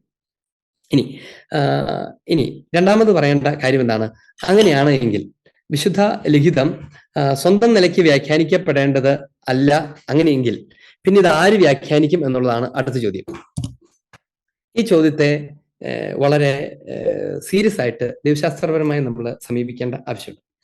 ഇതിലെ ആദ്യത്തെ കാര്യം എന്താന്ന് പറഞ്ഞു കഴിഞ്ഞാൽ, വിശുദ്ധ ഗ്രന്ഥം അതിൽ തന്നെ പൂർണ്ണമല്ല എന്ന് നമുക്കറിയാം. പൂർണ്ണമല്ല എന്ന് പറഞ്ഞാൽ, ഉദാഹരണത്തിന് ഈശോയുടെ വാക്കുകളും പ്രവൃത്തികളും പോലും ബൈബിളിൽ പൂർണ്ണമല്ല. അതിനകത്ത് അത് മുഴുവനും ഉണ്ട് എന്ന് നമ്മളാരും കരുതുന്നില്ല. ഈശോ പഠിപ്പിച്ച അനേകം കാര്യങ്ങൾ ഇനിയുമുണ്ട് എന്ന് വിശുദ്ധ ഗ്രന്ഥത്തിൽ തന്നെ ധാരാളമായി രേഖപ്പെടുത്തപ്പെട്ടിട്ടുമുണ്ട്. അപ്പൊ അതുകൊണ്ട് വചനം തന്നെ നേരിട്ട് സാക്ഷ്യപ്പെടുന്ന കാര്യമാണ് അതിനകത്ത് പൂർണ്ണമല്ല എന്ന്. അതിനകത്ത് പൂർണ്ണമല്ല എങ്കിൽ നമ്മൾ ബൈബിൾ മാത്രം മതി എന്ന് പറഞ്ഞാൽ അപൂർണമായ വചനമായിരിക്കും നമ്മുടെ കയ്യിൽ ഇരിക്കുക എന്നത് സുവ്യക്തമാണ്. അങ്ങനെയാണെങ്കിൽ അതുകൊണ്ടാണ് തിരുസഭ ഇങ്ങനെ പഠിപ്പിക്കുന്നത്, Bible and revelation is A wider reality. Bible അതിനകത്തുള്ള അതിന്റെ അതിൻ്റെ ലിഖിതമായ രൂപമാണ്. അതിൻ്റെ മെറ്റീരിയൽ പ്രിൻസിപ്പിൾ എന്നാണ് റാറ്റ്സിംഗർ പാപ്പ ഒക്കെ തിയോളജിക്കലി അതിനെക്കുറിച്ച് പറയുന്ന വേർഡിങ് അതാണ്, മെറ്റീരിയൽ പ്രിൻസിപ്പിൾ. ബൈബിൾ റെവലേഷന്റെ മെറ്റീരിയൽ പ്രിൻസിപ്പിളാണ്, and the revelation is far beyond. അതിനേക്കാളൊക്കെ ഒത്തിരി വിപുലമായ വലിയ ഒരു റിയാലിറ്റിയാണ് വിശുദ്ധ പാരമ്പര്യം അഥവാ ദൈവിക വെളിപാട് എന്ന് പറയും. അതിനകത്ത് രേഖപ്പെടുത്തിയിരിക്കുക. അപ്പൊ അതിന്റെ പരിമിതിയുണ്ട്. അപ്പൊ അങ്ങനെയാണെങ്കിൽ നമ്മൾ എങ്ങനെ മനസ്സിലാക്കണം? ഈ വെളിപാട് എന്ന് പറയുന്ന വലിയ രഹസ്യത്തിന്റെ അകത്താണ് ബൈബിൾ ഇരിക്കുന്നതെങ്കിൽ വെളിപാട് എന്ന വലിയ രഹസ്യം കൊണ്ട് വേണം ബൈബിളിനെ വ്യാഖ്യാനിക്കാൻ, അല്ലെ? വെളിപാടിനകത്താണ് ബൈബിൾ ഇരിക്കുന്നതെങ്കിൽ വെളിപാട് കൊണ്ടല്ലാതെ ബൈബിളിനെ വ്യാഖ്യാനിക്കാൻ പറ്റില്ല. അപ്പൊ ഈ വെളിപാട് എന്ന് പറഞ്ഞ വൈഡർ റിയാലിറ്റി എവിടെയാണ് സംലഭ്യമായിരിക്കുന്നത്? അത് ബൈബിളും കൂടി ഉൾപ്പെടുന്ന തിരുസഭയുടെ സമഗ്ര പാരമ്പര്യത്തിലാണ്, വിശുദ്ധ പാരമ്പര്യത്തിനകത്താണ് ബൈബിൾ ഇരിക്കുന്നത്. അപ്പൊ അതുകൊണ്ട് വിശുദ്ധ ഗ്രന്ഥത്തെ വ്യാഖ്യാനിക്കാൻ അതിന്റെ എക്സ്റ്റേണൽ അതോറിറ്റി ആവശ്യമുണ്ട്. ആ അതോറിറ്റി ആരാണ്? ആ അതോറിറ്റി സത്യത്തിൽ തിരുസഭ തന്നെയാണ്. തിരുസഭയുടെ ആ അതോറിറ്റിയെ, വചനം വ്യാഖ്യാനിക്കാനുള്ള അതോറിറ്റിയെ വിളിക്കുന്ന പേര് മജിസ്തേരിയം എന്നാണ്. മജിസ്തേരിയം എന്ന് പറഞ്ഞാൽ സഭയുടെ പ്രബോധന അധികാരമെന്നും വ്യാഖ്യാനിക്കാം എന്ന അർത്ഥവും അതിനുണ്ട്. ആ അധികാരത്തെ തന്നെ മജിസ്തേരിയം എന്ന് വിളിക്കാറുണ്ട്. അതോടൊപ്പം തന്നെ ആ അധികാരമുള്ളവരെയും മജിസ്തേരിയം എന്ന് വിളിക്കാറുണ്ട്. ആർക്കാണ് ഈ അധികാരമുള്ളത്? അത് മാർപ്പാപ്പ തലവനായിരിക്കുന്ന മെത്രാൻ സംഘത്തിനാണ് ഈ അധികാരമുള്ളത്. ആ വാക്കുകൾ ഞാൻ കൃത്യമായിട്ട് ആലോചിച്ചാണ് പറയുന്നത്, കൃത്യമായ വെഡിങ്സിലാണ് പറയുന്നത്. മെത്രാൻ സംഘം എന്നല്ല പറഞ്ഞത്, മാർപ്പാപ്പ തലവനായിരിക്കുന്ന മെത്രാൻ സംഘം. അതിനെ മാത്രമേ മെത്രാൻ സംഘം എന്ന് വിളിക്കാൻ പറ്റുള്ളൂ. ഒരു 10 മെത്രാന്മാർ ഒരുമിച്ച് കൂടി വ്യാഖ്യാനിക്കുകയോ പഠിപ്പിക്കുകയോ ചെയ്യുമ്പോൾ പോലും അങ്ങനെയാവില്ല. മാർപ്പാപ്പ തലവനായിരിക്കുകയും മാർപ്പാപ്പയുടെ നേതൃത്വത്തോട് ചേർന്ന് നിൽക്കുകയും ചെയ്യുന്ന മെത്രാൻ സംഘമാണ് ഈ പ്രബോധന അധികാരം, വ്യാഖ്യാനത്തിനുള്ള അധികാരം കൈയാളുന്നത്. അതുകൊണ്ട് തിരുസഭ ഇങ്ങനെ മനസ്സിലാക്കും, തിയോളജിക്കലി ഇങ്ങനെ പഠിപ്പിക്കപ്പെടും. അതാണ് ഈ മജിസ്തീരിയം എന്ന് പറയുന്നത് വിശുദ്ധ ഗ്രന്ഥത്തിന്റെ തന്നെ ഒരു ഭാഗമാണ്. എന്ന് പറഞ്ഞാൽ വിശുദ്ധ ഗ്രന്ഥത്തിന് പുറത്തുള്ള മറ്റൊരു, ഇങ്ങനെ നിന്നിട്ട് ഇതിനെ വ്യാഖ്യാനിക്കുന്ന ഒരു ഘടകമല്ല. വിശുദ്ധ ഗ്രന്ഥവും റെവലേഷന്റെയും സ്ക്രിപ്ചറിന്റെയും ഭാഗമാണ്. ഇതൊരു ട്രയാങ്കുലാർ റിയാലിറ്റിയാണ്. Revelation, scripture, magisterium. ദൈവീക വെളിപാട്, ലിഖിത വചനം, അതിനെ വ്യാഖ്യാനിക്കാൻ അധികാരമുള്ള മജിസ്തേരിയം. ഇത് മൂന്നും കൂടി ഒരുമിച്ച് കൂടുമ്പോഴേ നമ്മുടെ അടുത്ത് വചനമുണ്ട് എന്ന് പറയാൻ പറ്റും. റെവലേഷൻ, എഴുതപ്പെട്ട വചനം, അത് ഇങ്ങനെ ലിഖിതമാണ്, വ്യക്തമാണ്. എഴുതപ്പെട്ട വചനം, ഇവയെ വ്യാഖ്യാനിക്കുന്ന മജിസ്തേരിയത്തിന്റെ അധികാരം. ഇത് മൂന്നും വെളിപാടിന്റെ ഭാഗമാണ്. അതെന്തുകൊണ്ടാണ് മൂന്നും വെളിപാടിന്റെ ഭാഗമായിരിക്കുന്നത്? വചനം, ഇനി അത് പറയുമ്പോൾ നമുക്ക് ഇതോടെ ഓർക്കണം, ഈ മജിസ്തേരിയം എന്ന് പറയുമ്പോൾ മെത്രാൻ സംഘം സത്യത്തിൽ ആരാണ്? അത് സഭയുടെ അധികാരമാണ്. അത് അവർക്ക് കുറച്ചു പേർ കൊടുത്തിരുന്ന അധികാരം എന്നുള്ള അർത്ഥത്തിലല്ല, സഭയുടെ അധികാരമാണ് അവരിൽ നിക്ഷേപിക്കപ്പെട്ടിരിക്കുന്നത്. അതെങ്ങനെയാണെന്ന് ഞാൻ പറയാം. ഈ സഭയുടെ അധികാരമായതുകൊണ്ട് ഈ മെത്രാൻ സംഘം അവര് ദൈവജനത്തെ ഒന്നടങ്കമാണ് റെപ്രസെന്റ് ചെയ്യുന്നത്. ഇനി അവരെന്തുകൊണ്ടാണ് വചനത്തിന്റെ ഭാഗമാണ് എന്ന് പറയാൻ കാരണം എന്താണ്? കാരണം വചനത്തിന്റെ, ദൈവിക വെളിപാടിന്റെ കൗണ്ടർ പാർട്ട് ആയിരിക്കുന്ന അതിന്റെ റിസീവേഴ്സ്, അതിന്റെ സബ്ജക്റ്റ് ഓഫ് റെവലേഷൻ, സ്വീകർത്താക്കളും വചനത്തിന്റെ ഭാഗം തന്നെയാണ്. എന്ന് പറഞ്ഞാൽ വചനം എന്ന് പറയുന്നത് നൽകപ്പെടുന്നതും സ്വീകരിക്കപ്പെടുന്നതും കൂടെ കൂടിച്ചേരുമ്പോഴാണ്. വചനം വെറുതെ ഇങ്ങനെ നൽകപ്പെട്ടുകൊണ്ടിരിക്കുന്നതിന് മാത്രം അല്ല വചനം എന്ന് വിളിക്കുന്നത്. വെളിപാട് അത് പൂർണ്ണമാകുന്നത് വെളിപ്പെടുത്തുകയും വെളിപാട് സ്വീകരിക്കുകയും ചെയ്യുന്നിടത്താണ് വെളിപാട് പൂർണ്ണമാകുന്നത്. അതുകൊണ്ട് ദൈവിക വെളിപാട് സംഭവിച്ചിരിക്കുന്നു എന്ന് പറയണമെങ്കിൽ ദൈവം ചൊറച്ച് കാര്യങ്ങൾ ശൂന്യതയിലേക്ക് പറഞ്ഞാൽ മാത്രമാവില്ല. അതിനെ സ്വീകരിക്കുകയും അതിനോട് ആമേൻ പറയുന്ന, റെസ്പോണ്ട് ചെയ്യുന്ന, ഭാവാത്മകമായി റെസ്പോണ്ട് ചെയ്യുന്ന സബ്ജക്റ്റും കൂടെ കൂടിച്ചേരുന്നതാണ് റെവലേഷൻ. ഇച്ചിരി കോംപ്ലിക്കേറ്റഡ് കാര്യമാണ്, പക്ഷെ എന്നാൽ നമുക്ക് മനസ്സിലാക്കാൻ ഭയങ്കര എളുപ്പമാണ്. ദൈവത്തിന്റെ വെളിപാടും അതിനോടുള്ള സഭാഗാത്രത്തിന്റെ പ്രത്യുത്തരവും കൂടെ കൂടിച്ചേരുമ്പോഴേ വെളിപാട് പൂർണ്ണമാവുള്ളൂ. അതുകൊണ്ട് ആ പ്രത്യുത്തരം കൊടുക്കുന്ന ഭാഗം സഭ, അത് ആ വചനത്തിന്റെ കൂടെ ഭാഗമാണ്. ആ സഭയെ റെപ്രസെന്റ് ചെയ്യുന്ന, കർത്താവ് നേരിട്ട് അഭിഷേകം ചെയ്ത് സംഘമാക്കിയിരിക്കുന്ന ഗ്രൂപ്പ്, അവരാണ് അപ്പസ്തോല സംഘം. അവരുടെ പിന്തുടർച്ചയാണ് മെത്രാൻ സംഘം. മാർപ്പാപ്പ തലവനായിരിക്കുന്ന വലിയ മുക്കുവനായ പത്രോസിനോട് ചേർന്ന് നിൽക്കുന്ന മെത്രാൻ സംഘം. ഈ സംഘമാണ് അതിന്റെ അധികാരം. സംഘം എന്ന് പറയുമ്പോൾ നമ്മൾ ഈ കാര്യം കൂടി ഓർക്കണം, ഇപ്പൊ ജീവിച്ചിരിക്കുന്ന സംഘം എന്ന് മാത്രം വിചാരിക്കരുത്. ഇതൊരു വളരെ പ്രധാനപ്പെട്ട മജിസ്തേരിയത്തിന്റെ, അപ്പസ്തോലിക് സക്സഷന്റെ ഒരു ബേസിക് പ്രിൻസിപ്പിളാണ്. നമ്മൾ പെട്ടെന്ന് കേൾക്കുമ്പോൾ എങ്ങനെയാണെന്ന് വിചാരിക്കുന്നത് മെത്രാന്മാരിലാണ്. ഓക്കെ, അപ്പൊ ഈ മെത്രാന്മാരിനോട് ഒരുമിച്ച് കൂടി അവർ തീരുമാനിക്കുന്നതാണ് ബൈബിളിന്റെ വ്യാഖ്യാനം. അങ്ങനെ വിചാരിക്കരുത്. മുഴുവൻ മെത്രാന്മാരും എന്നാണ് ഉദ്ദേശിച്ചത്. അർത്ഥം എന്താണ്? ജീവിച്ചിരുന്നിട്ടുള്ളവരും മരിച്ചുപോയവരും ഇപ്പോൾ ജീവിച്ചിരിക്കുന്നവരും ഒരുപക്ഷെ ഇനി വരാനിരിക്കുന്നവരും കൂടെ കൂടുന്ന ഒരു സംഘമാണ് മെത്രാൻ സംഘം എന്ന് വെച്ചാൽ അതിന്റെ അർത്ഥം അപ്പൊ പിന്നെ മരിച്ചുപോയവരെയൊക്കെ കൂട്ടിക്കൊണ്ട് വന്നിട്ടാണോ സിനഡ് കൂടുന്നത് എന്ന് ചോദിക്കാനായിരിക്കും തോന്നുന്നത്. അങ്ങനെയല്ല അതിന്റെ അർത്ഥം. ആദിമ സഭ മുതൽ, സ്ലീഹന്മാരുടെ സംഘം മുതൽ, അവരുടെ പിൻഗാമികളായിരുന്ന അതിന്റെ തൊട്ട് താഴെ ഉണ്ടായിരുന്ന മെത്രാൻ സംഘം മുതൽ അങ്ങനെ നാളിതുവരെയുള്ള മെത്രാൻ സംഘങ്ങൾ ബോധ്യപ്പെടുകയും പഠിപ്പിക്കുകയും ചെയ്തിരുന്നവയോട് കൂട്ടിച്ചേർത്താണ് ഇന്നത്തെ സിനഡും ഒരുമിച്ച് കൂടി പഠിക്കുകയും പഠിപ്പിക്കുകയും ഒക്കെ ചെയ്യും. നമ്മൾ പഠിച്ചുകൊണ്ടിരിക്കുന്ന വത്തിക്കാൻ കൗൺസിലിന്റെ പ്രമാണരേഖ പോലും അങ്ങനെയാണ്. എല്ലാം ഡിസ്കണ്ടിന്യൂഡ് അല്ല. പ്രൊട്ടസ്റ്റന്റുകാരെ പോലെ ഒരാൾ ചാടി ഇറങ്ങിയിട്ട് ഒരു പുസ്തകം എടുത്തിട്ട് തന്നെ നിലയ്ക്ക് വ്യാഖ്യാനിച്ചു തുടങ്ങുന്നതല്ല. ആദിമ സഭ മിശിഹായുടെ കാലം മുതൽ ഇത് കൈമാറ്റം ചെയ്യപ്പെടുകയും വ്യാഖ്യാനിക്കപ്പെടുകയും ചെയ്തിരിക്കുന്നവയോട് ചേർന്നാണ് ഇപ്പോഴത്തെ കറന്റ് ലിവിങ് മജിസ്റ്റേരിയവും കണ്ടിന്യൂ ചെയ്യുന്നത്. അതുകൊണ്ടാണ് അവർക്ക് സ്വന്തം നിലയ്ക്ക് ഒരു തീരുമാനം, എന്നാ പിന്നെ ഇങ്ങനെ ഇനി മുതൽ ഇങ്ങനെ ആയിക്കോട്ടെ എന്ന് പറഞ്ഞ് പൂർണ്ണമായും മുറിച്ചിട്ട് പുതിയൊരു സ്റ്റാർട്ട് ആരംഭിക്കുകയല്ല ചെയ്യുന്നത്. അതുകൊണ്ടാണ് ഈ വത്തിക്കാൻ കൗൺസിലിന്റെ ആരംഭത്തിലൊക്കെ മാർപ്പാപ്പയൊക്കെ ആവർത്തിച്ച് ഭയങ്കര ശക്തമായിട്ട് പറയുന്നത് അതിനൊരു കണ്ടിന്യൂറ്റി ഉണ്ട്, ഒരു ബ്രേക്ക് ആൻഡ് ബിഗിൻ അല്ല ഉള്ളത്, അതിന്റെ തുടർച്ചയാണ്. അപ്പം ഈ തുടർച്ചയിലാണ് ഈ മജിസ്റ്റീരിയത്തിന്റെ അതോറിറ്റി നിൽക്കുന്നത്, തുടർച്ചയിൽ. അതുകൊണ്ട് തന്നെ മാർപ്പാപ്പയുടെ ലേഖനങ്ങളിലൊക്കെ എന്റെ മുൻഗാമി പ്രസ്താവിച്ചതുപോലെ, മുൻ സുനദോസുകൾ പഠിപ്പിച്ചിരുന്നത് പോലെ എന്ന് ആവർത്തിച്ച് ഇങ്ങനെ പറഞ്ഞുകൊണ്ടിരിക്കും. കാരണം അവർ ഒരു സംഘമാണെന്നുള്ള ബോധം അവർക്കുണ്ട്. ആദിമസഭയും മുതൽ അപ്പസ്തോലന്മാരും അവരുടെ പിൻഗാമികളും മുതൽ ഇന്ന് വരെയും ഈ നാളേക്കും ഉള്ളവർ ഒരുമിച്ച് കൂടിയിരിക്കുന്ന ആ അതോറിറ്റിയേക്കാൾ മെച്ചമാണ് സ്വന്തം നിലയ്ക്ക് വ്യാഖ്യാനിക്കുന്ന ഒരു പാസ്റ്ററുടെ അതോറിറ്റി എന്ന് പറയാനുള്ള ആ ധൈര്യത്തെ നമ്മൾ വല്ലാത്ത ധൈര്യം എന്ന് തന്നെ വിളിക്കേണ്ടി വരും. ഇത്രയും നൂറ്റാണ്ടുകളിലൂടെ കടന്നു പോകുന്ന ഒരു സഭയുടെ മനസാക്ഷിയുടെ ആത്മാവ് നയിച്ചുകൊണ്ടിരിക്കുന്ന ക്രിസ്തു സ്ഥാപിച്ച സഭയുടെ അധികാരത്തിൽ ആ സഭയിൽ എഴുതപ്പെടുകയും വ്യാഖ്യാനിക്കപ്പെടുകയും ചെയ്യുന്ന വചനത്തെ ഇങ്ങനെയൊന്നുമല്ല വ്യാഖ്യാനിക്കേണ്ടത്. ഇപ്പൊ ഞങ്ങൾ പറഞ്ഞു തരാം, ബൈബിളിങ് എടുക്കാം, എന്നിട്ട് ഞങ്ങൾ പുറത്തോട്ട് പോകാം എന്ന് പറഞ്ഞിട്ട് വ്യാഖ്യാനിച്ച് തുടങ്ങുമ്പം അതെന്തുമാത്രം അപഹാസ്യമായി തീരുന്നുണ്ട് കർത്താവിന്റെ മുൻപിൽ എന്ന് നമ്മൾ ചിന്തിക്കണം. അതാണ് ഒരു ഒന്നാമത്തെ കാര്യം. ഇനി അടുത്ത കാര്യം എന്താണ്? എന്തുകൊണ്ടാണ് സഭയുണ്ടായിരിക്കേണ്ടത് ഇത് വ്യാഖ്യാനിക്കാൻ? അതാണ് എന്റെ പ്രധാനപ്പെട്ട ചോദ്യം. എന്തുകൊണ്ടാണ് സഭയുണ്ടായിരിക്കുക? പ്രൊട്ടസ്റ്റന്റുകാർ പറഞ്ഞ പോലെ ബൈബിൾ ആർക്കും എടുത്ത് വ്യാഖ്യാനിച്ചോളൂ, ബൈബിൾ തന്നെ അതിനെക്കുറിച്ച് വളരെ കൃത്യമായി പറയുന്നു, ആരും സ്വന്തമായ വ്യാഖ്യാനത്തിനുള്ളതല്ല എന്ന് പറഞ്ഞു. എന്തുകൊണ്ടാണ് അങ്ങനെ സ്വന്തമായ വ്യാഖ്യാനത്തിനുള്ളതല്ലാത്തതിന്റെ കാരണം എന്താണ്? അതിന്റെ കാരണം ഈ വെളിപാടിന്റെ സ്വഭാവം തന്നെയാണ്. ഞാൻ ഈ പറയാൻ പോകുന്നത് വളരെ വളരെ വളരെ പ്രധാനപ്പെട്ട ഒരു തിയോളജിക്കൽ ന്യൂയാൻസ് ആണ്. അതായത് വെളിപാടിന്റെ സ്വഭാവം തന്നെയാണ് ഇതിന് കാരണം. എന്താണ് ഈ വെളിപാടിന്റെ സ്വഭാവം? വെളിപാട് എന്താണ്? വെളിപാട് എന്ന് പറഞ്ഞാൽ ദൈവം പറഞ്ഞ കുറച്ച് കാര്യങ്ങളല്ലോ, ദൈവം തന്നെ വെളിപ്പെടുത്തുന്നതിനെയാണ് വെളിപാട് അഥവാ റെവലേഷൻ എന്ന് വിളിക്കുന്നത്. ദൈവം തന്നെ വെളിപ്പെടുത്തുന്നു. അതായത് ദൈവം കുറച്ച് കാര്യങ്ങൾ പറയുകയല്ല, തന്നെ അവതരിപ്പിക്കുകയാണ്. അതുകൊണ്ടാണ് ദൈവാവിഷ്കരണം എന്ന് ദൈവവർബുവിനെ നമ്മൾ ദൈവവചനത്തെ പരിഭാഷപ്പെടുത്തുന്നത്. ദൈവാവിഷ്കരണം, ദൈവം സ്വയം ആവിഷ്കരിക്കുന്നു എന്നാണ് അതിന്റെ അർത്ഥം. തന്നെ ആവിഷ്കരിക്കുന്ന ദൈവത്തെക്കുറിച്ചാണ് ഈ പറയുന്നത്. ദൈവാവിഷ്കരണമാണ്. എന്താണ് അതിന്റെ ഉള്ളിൽ കിടക്കുന്ന കാര്യം? ദൈവം എന്താണ് തന്നിൽ അറിയിക്കുന്നത്? തന്റെ കൽപ്പനകളും തന്റെ ഇഷ്ടങ്ങളും മാത്രമാണ്? അല്ല, തന്നെയാണ്. ഈ അറിയിക്കുന്ന ദൈവം ആരാണ് എന്നുള്ളതാണല്ലോ ഈ റെവലേഷന്റെ ബേസിക്. റെവലേഷന്റെ അൾട്ടിമേറ്റ് കണ്ടന്റ് എന്താണ്? ഈ റിവീൽ ചെയ്യുന്നത് ആരാണ്, അതാരാണെന്ന് അറിയുന്നതിനകത്താണ് അതിന്റെ ബാക്കി എല്ലാ കാര്യങ്ങളും ഇരിക്കുന്നത്. റിവീൽ ചെയ്യുന്നത് ആരാണ്, അഥവാ എന്തിനെയാണ് റിവീൽ ചെയ്യുന്നത്? ആൻസർ ഇതാണ്, റിവീൽ ചെയ്യുന്നത് ദൈവത്തെ തന്നെയാണ്. അടുത്ത ചോദ്യം, ഈ ദൈവം ആരാണ്? ദൈവം ത്രിത്വമാണ്. അതാണ് നമ്മുടെ ദൈവത്തിന്റെ പ്രത്യേകത. നമ്മൾ മുൻ ക്ലാസ്സുകളിലൊക്കെ പഠിച്ചിട്ടുണ്ട്, അവർ God is A communitarian God എന്ന് പഠിച്ചിട്ടുണ്ട്. കൂട്ടായ്മ ദൈവമാണ് നമ്മുടെ ദൈവം. കൂട്ടായ്മയായിരിക്കുന്ന ദൈവത്തെയാണ് ആ ദൈവം സ്വയം വെളിപ്പെടുത്തുന്നത്.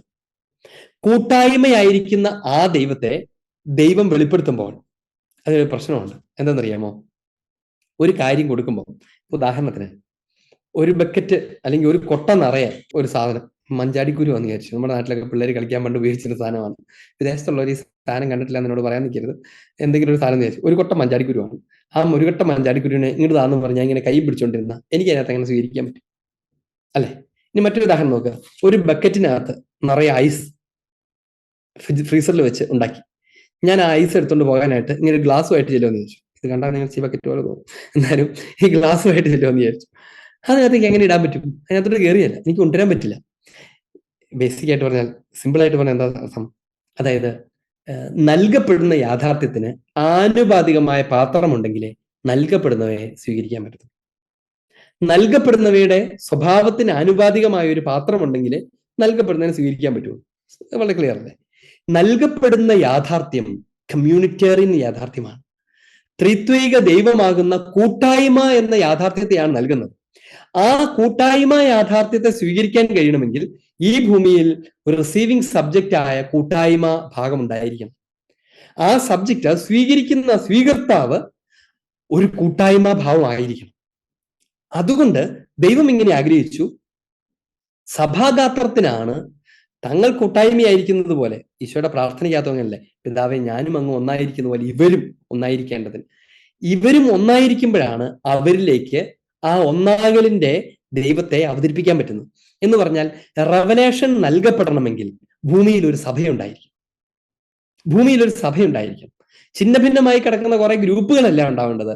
അതിനെ സ്വീകരിക്കാൻ കഴിയുന്ന ഒരു സമൂഹം ഉണ്ടായിരിക്കും, ഒരു സഭയുണ്ടായിരിക്കും. ഇനി അടുത്ത പ്രശ്നം എന്താണെന്നറിയോ?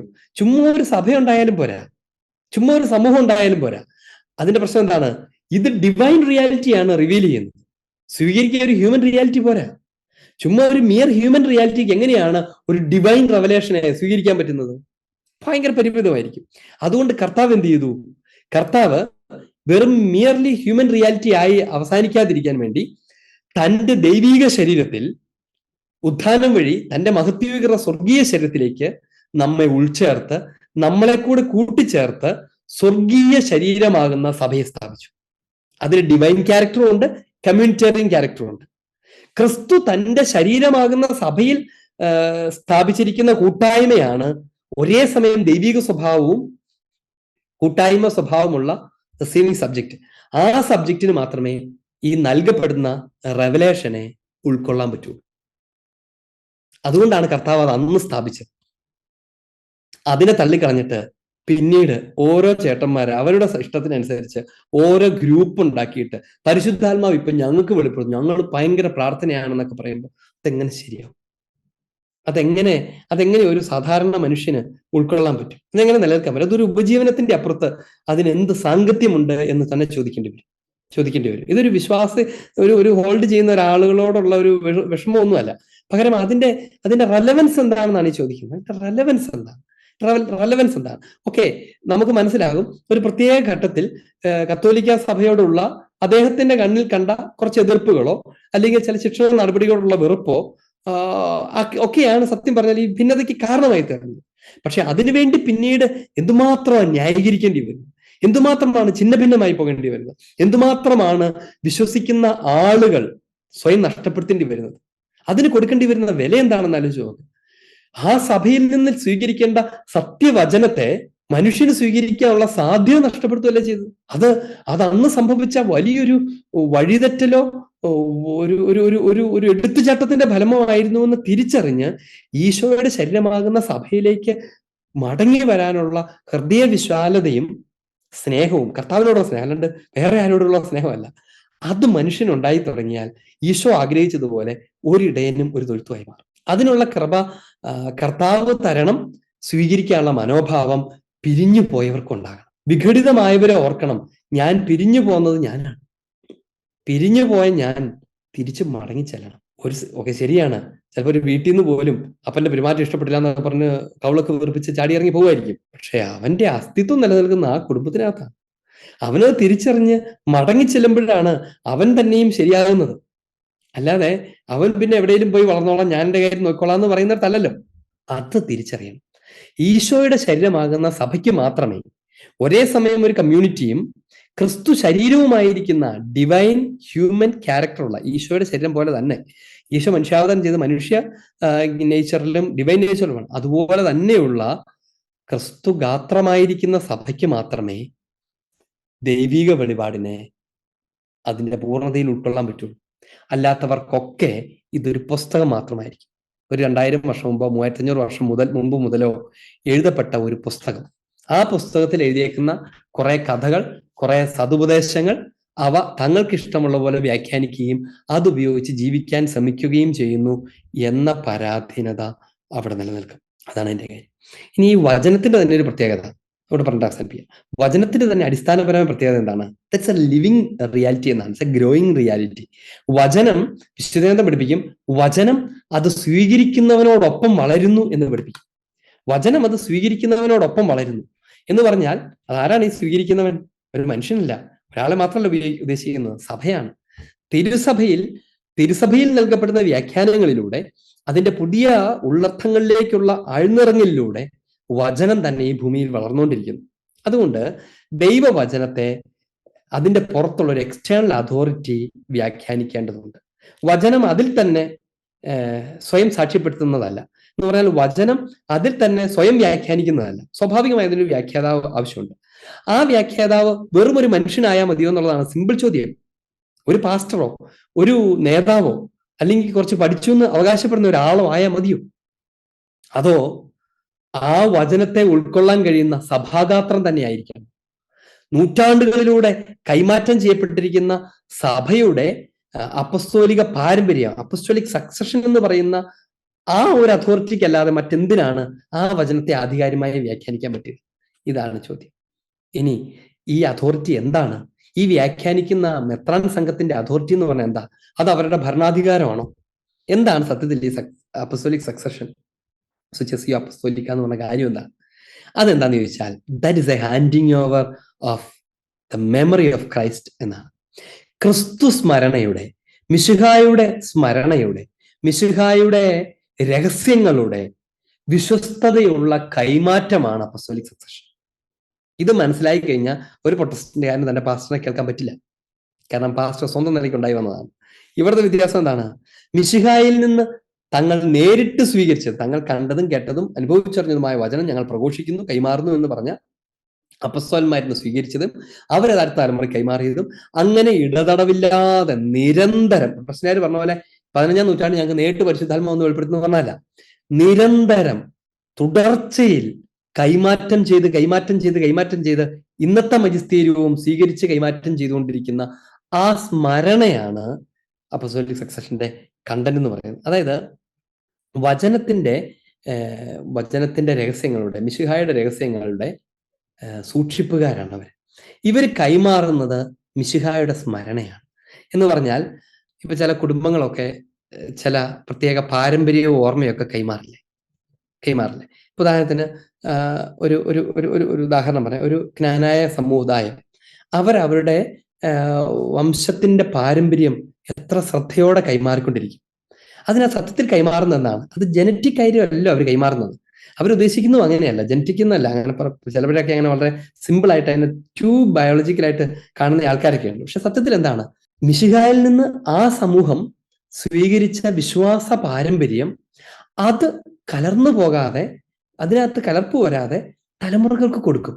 അടുത്ത തലമുറയെ അത് ഏറ്റെടുക്കും, അത് അടുത്ത തലമുറയ്ക്ക് കൊടുക്കും. അങ്ങനെ കൊടുത്ത് അവരത് ജീവിക്കുവാണ്. അതിനോടൊരു ബന്ധവുമില്ലാത്ത വേറൊരാള് വന്നിട്ട്, അല്ലെങ്കിൽ അതിനകത്ത് ഒരാൾ പുറത്തിറങ്ങി പോയിട്ട് ആ പാരമ്പര്യം ഇപ്പൊ എന്റെ കയ്യിലായിരിക്കണേ, എനിക്കാണ് ഇനി പുതിയ പാരമ്പര്യമുള്ളത്, ഞാൻ പുതിയ പാരമ്പര്യം പറയാന്ന് പറഞ്ഞാൽ അതെങ്ങനെ ശരിയാവും? കാരണം അത് ആ കമ്മ്യൂണിറ്റിയുടെ മനസ്സിൽ സൂക്ഷിക്കപ്പെടുന്നതാണ്, ഒരു സമൂഹത്തിന്റെ ഹൃദയത്തിൽ സൂക്ഷിക്കപ്പെടുന്നതാണ്. അതിനെ വിളിക്കുന്നത് കളക്റ്റീവ് മെമ്മറി എന്നാണ്. ഒരു സോഷ്യോളജിയുടെ വിഷയം കൂടിയാണ് ഈ പറയുന്നത്. കളക്റ്റീവ് മെമ്മറി എന്ന് പറഞ്ഞൊരു കാര്യമുണ്ട്. ഒരു സമൂഹത്തിന് അതിൽ തന്നെ ഒരു സ്മരണയുണ്ട്.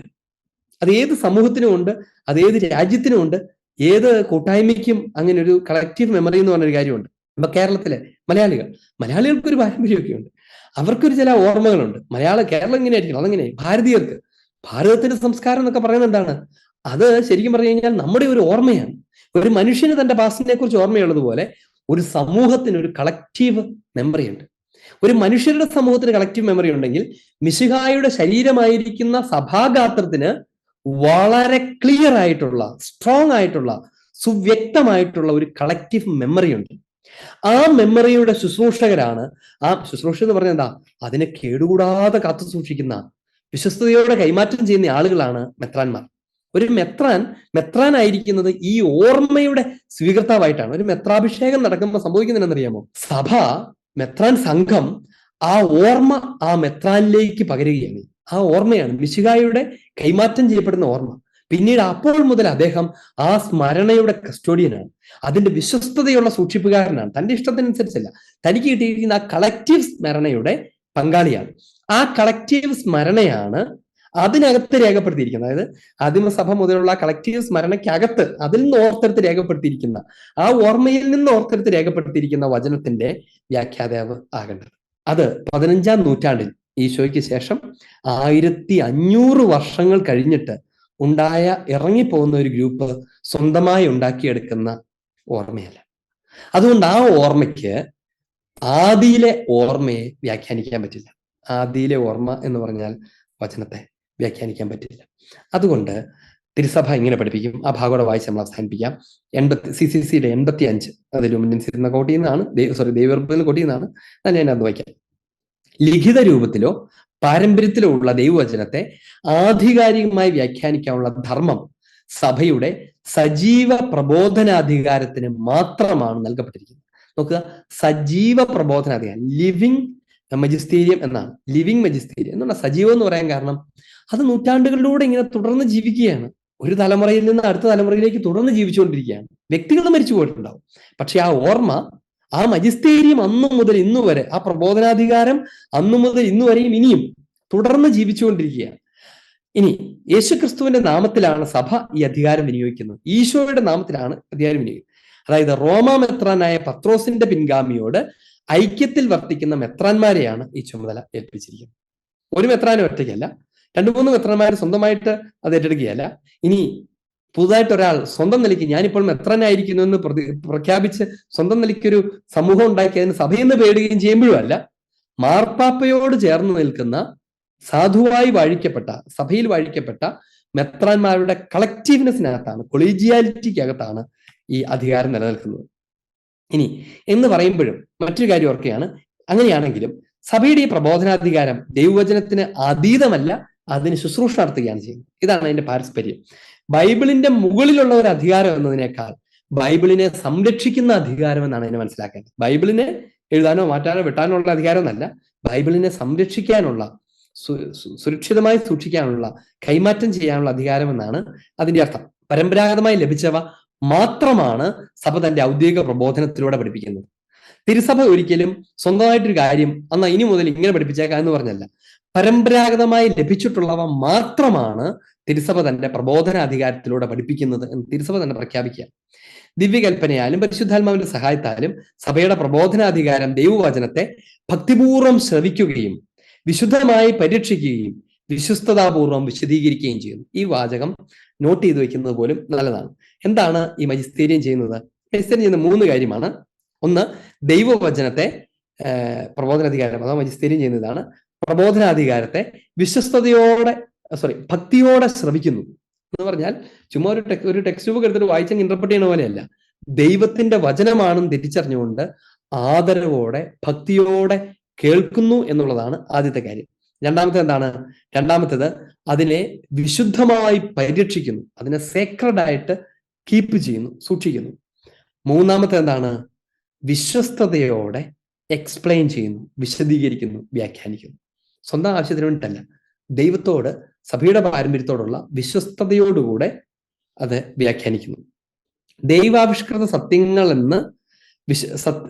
എന്ന് വിശ്വസിക്കേണ്ടതിനായി നിർദ്ദേശിക്കപ്പെടുന്നവയെല്ലാം വിശ്വാസത്തിന്റെ ഈ ഏക നിക്ഷേപത്തിൽ നിന്ന് എടുക്കപ്പെടുന്നതാണ്. ഈ ഏക നിക്ഷേപം എന്ന് പറഞ്ഞ പാരമ്പര്യത്തിൽ നിന്നാണ് വിശ്വാസ രഹസ്യങ്ങളെല്ലാം എടുക്കപ്പെടുന്നത്. ഇനി അതിനെക്കുറിച്ച് തിരുസഭ 87-ാമത്തെ പാരഗ്രാഫിൽ, അത് ലൂക്കായുടെ സുവിശേഷം 10:16 ലൂമിനൻസിയം 20-ാം പാരഗ്രാഫിലും കോട്ട് ചെയ്യുന്ന ലൂക്കായുടെ സുവിശേഷത്തിൽ 10:16 അത് കർത്താവ് തന്റെ അപ്പസ്തോലന്മാരോട് പറഞ്ഞ കാര്യമാണ്.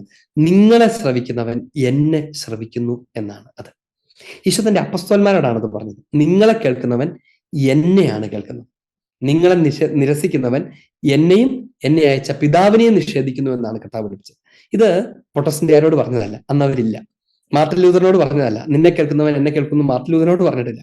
ഈശോ അത് പറഞ്ഞത് അപ്പസ്തോലന്മാരോടാണ്. അവരോട് പറഞ്ഞു, നിങ്ങളെ കേൾക്കുന്നവൻ എന്നെയാണ് കേൾക്കുന്നത്, നിങ്ങളെ കേൾക്കുന്നവൻ എന്നെയാണ്. അതുകൊണ്ട് നിങ്ങളെ അവർക്ക് കേൾക്കാം, നിങ്ങൾക്ക് അവരോട് പറയാം. അവർ കേൾക്കേണ്ടത് എന്തെന്ന് നിങ്ങളാണ് പകർന്നു കൊടുക്കേണ്ടത്. അതുകൊണ്ടാണ് അപ്പസ്തോലിക സഭയിൽ നിന്നാണ് വചനം കേൾക്കേണ്ടത് എന്ന് ഇങ്ങനെ ആവർത്തിച്ച് ഞാനും പറഞ്ഞുകൊണ്ടിരിക്കുന്നു, സഭ പഠിപ്പിക്കുന്നു, ഞാനും പറഞ്ഞുകൊണ്ടിരിക്കുന്നു. എന്നിട്ട് സഭ ഇങ്ങനെ പഠിപ്പിക്കുന്നു, നിങ്ങളെ ശ്രവിക്കുന്നവൻ എന്നെ ശ്രമിക്കുന്നു എന്ന് ക്രിസ്തു അപ്പസ്തോലന്മാരോട് പറഞ്ഞ വാക്കുകളെ അനുസ്മരിച്ചുകൊണ്ട് വിശ്വാസികൾ തങ്ങളുടെ ഇടയന്മാർ വിവിധ രൂപങ്ങൾ നൽകുന്ന പ്രബോധനങ്ങളും നിർദ്ദേശങ്ങളും വിധേയത്വത്തോടെ സ്വീകരിക്കുന്നു എന്ന് തിരുസഭ പഠിപ്പിക്കും. വളരെ ബേസിക് ആയിട്ട് വളരെ അടിസ്ഥാനപരമായ കുറച്ച് കാര്യങ്ങൾ മാത്രമാണ് ഞാൻ പറയാൻ ശ്രമിച്ചത്. പ്രൊട്ടസ്റ്റന്റ് എന്താ പറയാ ബൈബിൾ വ്യാഖ്യാനം ഇങ്ങനെ തുറക്കുന്ന കാര്യത്തെക്കുറിച്ച് വളരെ വളരെ വിപുലമായി പറയേണ്ടതാണ്. എന്ന് പറഞ്ഞ ഉദാഹരണത്തിന് അവരുടെ 7 പുസ്തകങ്ങൾ ഇല്ലാതിരിക്കുന്നത്, അത് ജാമിയ കൗൺസിൽ എടുത്ത തീരുമാനത്തെ അവർ പിൻചെല്ലുന്നത്, ഇങ്ങനെ തുടങ്ങുന്നില്ല. ഈ 7 പുസ്തകങ്ങൾ ഇല്ലാതിരിക്കുന്നതൊക്കെ പോലും ഉണ്ടല്ലോ, അതൊക്കെ ശരിക്കും ബൈബിളിന്റെ പാരമ്പര്യത്തോട് തന്നെ കാണിക്കുന്ന തനി ക്രൂരതയാണ്. കാരണം ആദിമ സഭയ്ക്ക് മുതൽ ഈ പുസ്തകങ്ങളെല്ലാം ഉണ്ടായിരുന്നു. ഇവര് പിന്നീട് AD 70 നടന്ന ജാമിയ കൗൺസിൽ എന്ന് പറയുന്ന യഹൂദരുടെ കൗൺസിലിനകത്ത് ഇത്രേ ഉണ്ടായിരുന്നുള്ളൂ എന്ന് പറഞ്ഞിട്ടാണ് അവർ തീർക്കുന്നത്. സത്യത്തിൽ ഈ കൗൺസിൽ എന്തിനുണ്ടായിരുന്നറിയോ? ക്രിസ്ത്യാനിറ്റിയെ ഇല്ലായ്മ ചെയ്യാൻ വേണ്ടി ഉണ്ടാക്കിയ കൗൺസിലായിരുന്നു ഈ ജാമിയ കൗൺസിൽ. ആ കൗൺസിലിനകത്ത് ക്രിസ്ത്യാനിറ്റിയുടെ ഡോക്ട്രിൻസ് ഹോൾഡ് ചെയ്യുന്ന, ഉദാഹരണത്തിന് ശുദ്ധീകരണ സ്ഥലം, മക്കബായർ പുസ്തകമൊക്കെ ശുദ്ധീകരണ സ്ഥലത്തെ കുറിച്ച് ഇങ്ങനെ തുടങ്ങുന്ന ക്രിസ്ത്യാനിറ്റിയോട് ബന്ധമുള്ള, മിശിഹായോട് നേരിട്ട് ബന്ധപ്പെടുന്ന പ്രവചന സ്വഭാവങ്ങളൊക്കെയുള്ള പുസ്തകങ്ങൾ അവരെടുത്ത് കളഞ്ഞു. അതാണ് ഈ പ്രൊട്ടസ്റ്റന്റുകാർ അതേപടി എടുത്തേക്കുന്നത്. ഇങ്ങനെ തുടങ്ങുന്ന ഒത്തിരി ഒത്തിരി ഒത്തിരി ഒത്തിരി ഒത്തിരി ഒത്തിരി ഒത്തിരി ഒത്തിരി കാര്യങ്ങൾ പറയപ്പെടേണ്ടതുണ്ട്. പക്ഷെ നമുക്ക് ഇന്ന് തൽക്കാലം അതിന്റെ ബേസിക്സ് ഒക്കെ പറഞ്ഞ് അവസാനിപ്പിക്കും. നമസ്കാരം. Good evening father. Good evening. It was very interesting. ഞാൻ ഈ അച്ഛൻ പ്രൊട്ടസ്റ്റന്റ് ഇന്റർപ്രിട്ടേഷനെ കുറിച്ചോ ഒക്കെ പറഞ്ഞതെല്ലാം 100% അംഗീകരിക്കുന്ന ഒരാളാണ്. പക്ഷെ ഞാൻ വേറൊരു ചോദ്യം, നമുക്ക് സമയമില്ല, പെട്ടെന്ന് ചോദിക്കേണ്ടതുകൊണ്ട് ചോദിക്കുകയാണ്. ഈ മജിസ്റ്റീരിയത്തിന്റെ ഇന്റർപ്രിട്ടേഷൻ നമുക്ക് പ്രധാനപ്പെട്ട ഒരു എന്താ പറയാ, വളരെ ഫണ്ടമെന്റൽ ആയിട്ടുള്ള ഒരു വ്യാഖ്യാന സ്രോതസ്സായിട്ട് നിൽക്കുമ്പോൾ തന്നെ ഞങ്ങളെ പോലെയുള്ള ആളുകൾ, ഞാനൊരു ഫിലോസഫി ടീച്ചറാണ്, അപ്പൊ ഞങ്ങളെപ്പോലുള്ള ആളുകൾ ഈ അടുത്ത് ഞാൻ ഇപ്പോൾ സൊല്യൂഷൻസ് ആയിട്ടും അതേപോലെ ഹോളി ക്രോസ് ഫാദേഴ്സ് ഒക്കെ ആയിട്ട് പല സെമിനാറുകളിലും ഒക്കെ പങ്കെടുക്കാനിടയായി പലരോടും ബന്ധപ്പെട്ട്. അപ്പൊ ഞാൻ ചെയ്യുന്നൊരു പ്രധാന വർക്ക് എന്ന് പറയുന്നത് ക്രിട്ടിക്കൽ റിലിജിയോസിറ്റി എന്നുള്ളതാണ്, ക്രിട്ടിക്കൽ ക്രിസ്ത്യാനിറ്റി. അപ്പൊ അത് ഞാൻ ഉദ്ദേശിക്കുന്നത് എന്തിനാന്ന് വെച്ച് കഴിഞ്ഞിട്ടുണ്ടെങ്കിൽ, ഈ മറ്റ് മതസ്ഥർക്ക് എങ്ങനെ നമുക്ക് യേശുവിന് പറഞ്ഞു കൊടുക്കുക എന്നുള്ളതാണ്. അപ്പൊ അങ്ങനെ വരുമ്പോൾ പ്രധാനമായിട്ട് ചെയ്യേണ്ടത് എന്താന്ന് വെച്ച് കഴിഞ്ഞാൽ, ഒരു theology of crisis, theology of philosophy നമ്മൾ ഉണ്ടാക്കിയെടുക്കേണ്ടി വരും. ഇതിൻ്റെ ഉള്ളൊരു പേഴ്സണൽ ഇന്റർപ്രിറ്റേറ്റിവിറ്റി ഉണ്ട്, ഇല്ലാതെ പറ്റില്ല. അപ്പൊ അച്ഛനറിയാലോ, ഫിലോസഫിയിലൊക്കെ നമ്മൾ interpretative method is very very important. ഹെർമ്ന്യൂട്ടിക്സിലായാലും ക്രിട്ടിക്കൽ ഹെർമ്ന്യൂട്ടിക്സിലായാലും എന്തിലായാലും. അപ്പൊ അങ്ങനെ ഇത് ഡെവലപ്പ് ചെയ്തെടുക്കുമ്പോൾ സത്യത്തില് നമുക്ക് വ്യത്യസ്തമായ വേറൊരു ഡിസ്കോഴ്സ്, ഒരു നറേറ്റീവ് ഉണ്ടാക്കിയെടുക്കേണ്ടി വരും. ആ ഉണ്ടാക്കിയെടുക്കുന്നത് എപ്പോഴും നമ്മൾ സഭയോട് ചേർന്ന് നിന്നുകൊണ്ട് തന്നെയാണ്. പക്ഷെ സഭയുടെ ലാംഗ്വേജിലായിരിക്കില്ല അത് പറയുന്നത്. അങ്ങനെ പറഞ്ഞാൽ അത് അക്സെപ്റ്റബിൾ ആവില്ല. അപ്പൊ നമ്മൾ അങ്ങനെ ചെയ്യുമ്പോൾ ഒരു ക്രൈസിസ് തിയോളജി അല്ലെങ്കിൽ തിയോളജി ഓഫ് ക്രൈസിസ് നമ്മൾ ഉണ്ടാക്കിയെടുക്കുമ്പോൾ ഈ മജിസ്റ്റീരിയം നമ്മൾ പലപ്പോഴും മനസ്സിലാക്കുന്നില്ല എന്നുള്ള സങ്കടമുണ്ട്. അതായത് ഞാനൊരു സിമ്പിൾ എക്സാമ്പിൾ പറയാം. ഞാൻ സെബാസ്റ്റ്യൻ കാപ്പന്റെ എല്ലാ കാര്യങ്ങളും ഞാൻ അക്സെപ്റ്റ് ചെയ്യുന്നില്ല. പക്ഷെ കാപ്പന്റെ ഹിന്ദു മത വിമർശം വളരെ ഗംഭീരമായിട്ടൊരു സാധനമാണ്. അപ്പൊ ഞാൻ ജീസസിനെ അഫേം ചെയ്യാൻ കാപ്പനെ ഉപയോഗിക്കും. അപ്പൊ മജിസ്റ്റീരിയത്തിന് എനിക്ക് ഒരുപാട് അച്ഛന്മാരെ പരിചയമുണ്ട്. അച്ഛന്മാരെല്ലാം പറഞ്ഞൊരു കാര്യമാണത്, മജിസ്റ്റീരിയം ഈ ഒരു പ്ലൂരാലിറ്റി അംഗീകരിക്കുന്നില്ല. അതിന് വേറെ ഈ പ്ലൂരാലിറ്റി അംഗീകരിച്ചുകൊണ്ട് നമ്മുടെ മജിസ്റ്റീരിയത്തിന്റെ ബേസിക് ഇന്റർപ്രിട്ടേഷൻ, തിയോളജിക്കൽ ബേസിസ് അവിടെ നിൽക്കട്ടെ.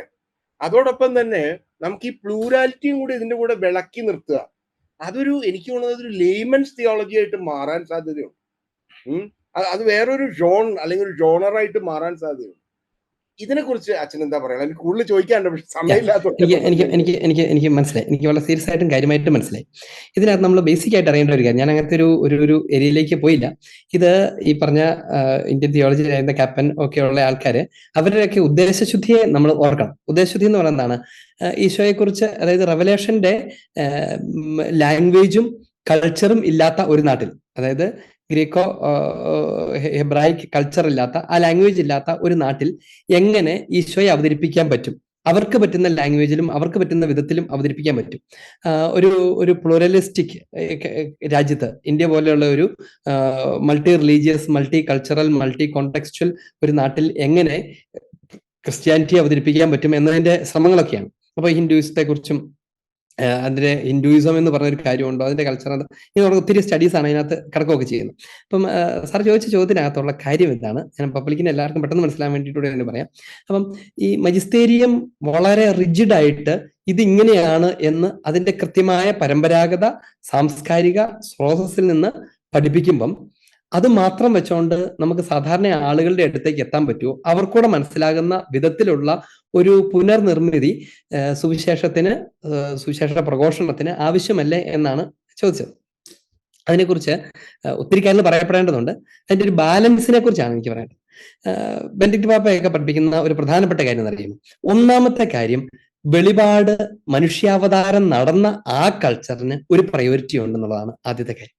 മനുഷ്യാവതാരം നടന്ന നൽകപ്പെട്ട കൾച്ചറിന് അതിൽ തന്നെ ഒരു പ്രയോറിറ്റി ഉണ്ട്. എന്ന് പറഞ്ഞാൽ ആ പ്രയോറിറ്റി അത് കേമമായിരുന്നു എന്നുള്ളത് കൊണ്ടല്ല, അതിനകത്താണ് അത് പൂർണ്ണമായും. ഇപ്പൊ ഉദാഹരണത്തിന് മലയാളത്തിൽ എഴുതപ്പെട്ട ഒരു നോവലിന്റെ കാര്യം മാത്രം എടുക്കുക. ആ നോവലിന്റെ അർത്ഥപൂർണത മലയാളത്തിനകത്തേ ഇരിക്കുകയുള്ളൂ. അതുകൊണ്ട് ആ നോവലിനെ സംബന്ധിച്ച് അതിന്റെ റൂട്ട് ലാംഗ്വേജിന് ഒരു ഹൈ പ്രയോറിറ്റി ഉണ്ട്. എന്ന് പറഞ്ഞാൽ അതിനെ പൂർണ്ണമായും മനസ്സിലാക്കാൻ ശ്രമിക്കുന്ന ഒരാൾ മലയാളം പഠിച്ചിട്ട് കേരളത്തിൽ ജീവിച്ചിട്ട് ആ നോവൽ വായിക്കേണ്ടതായിട്ട് വരും.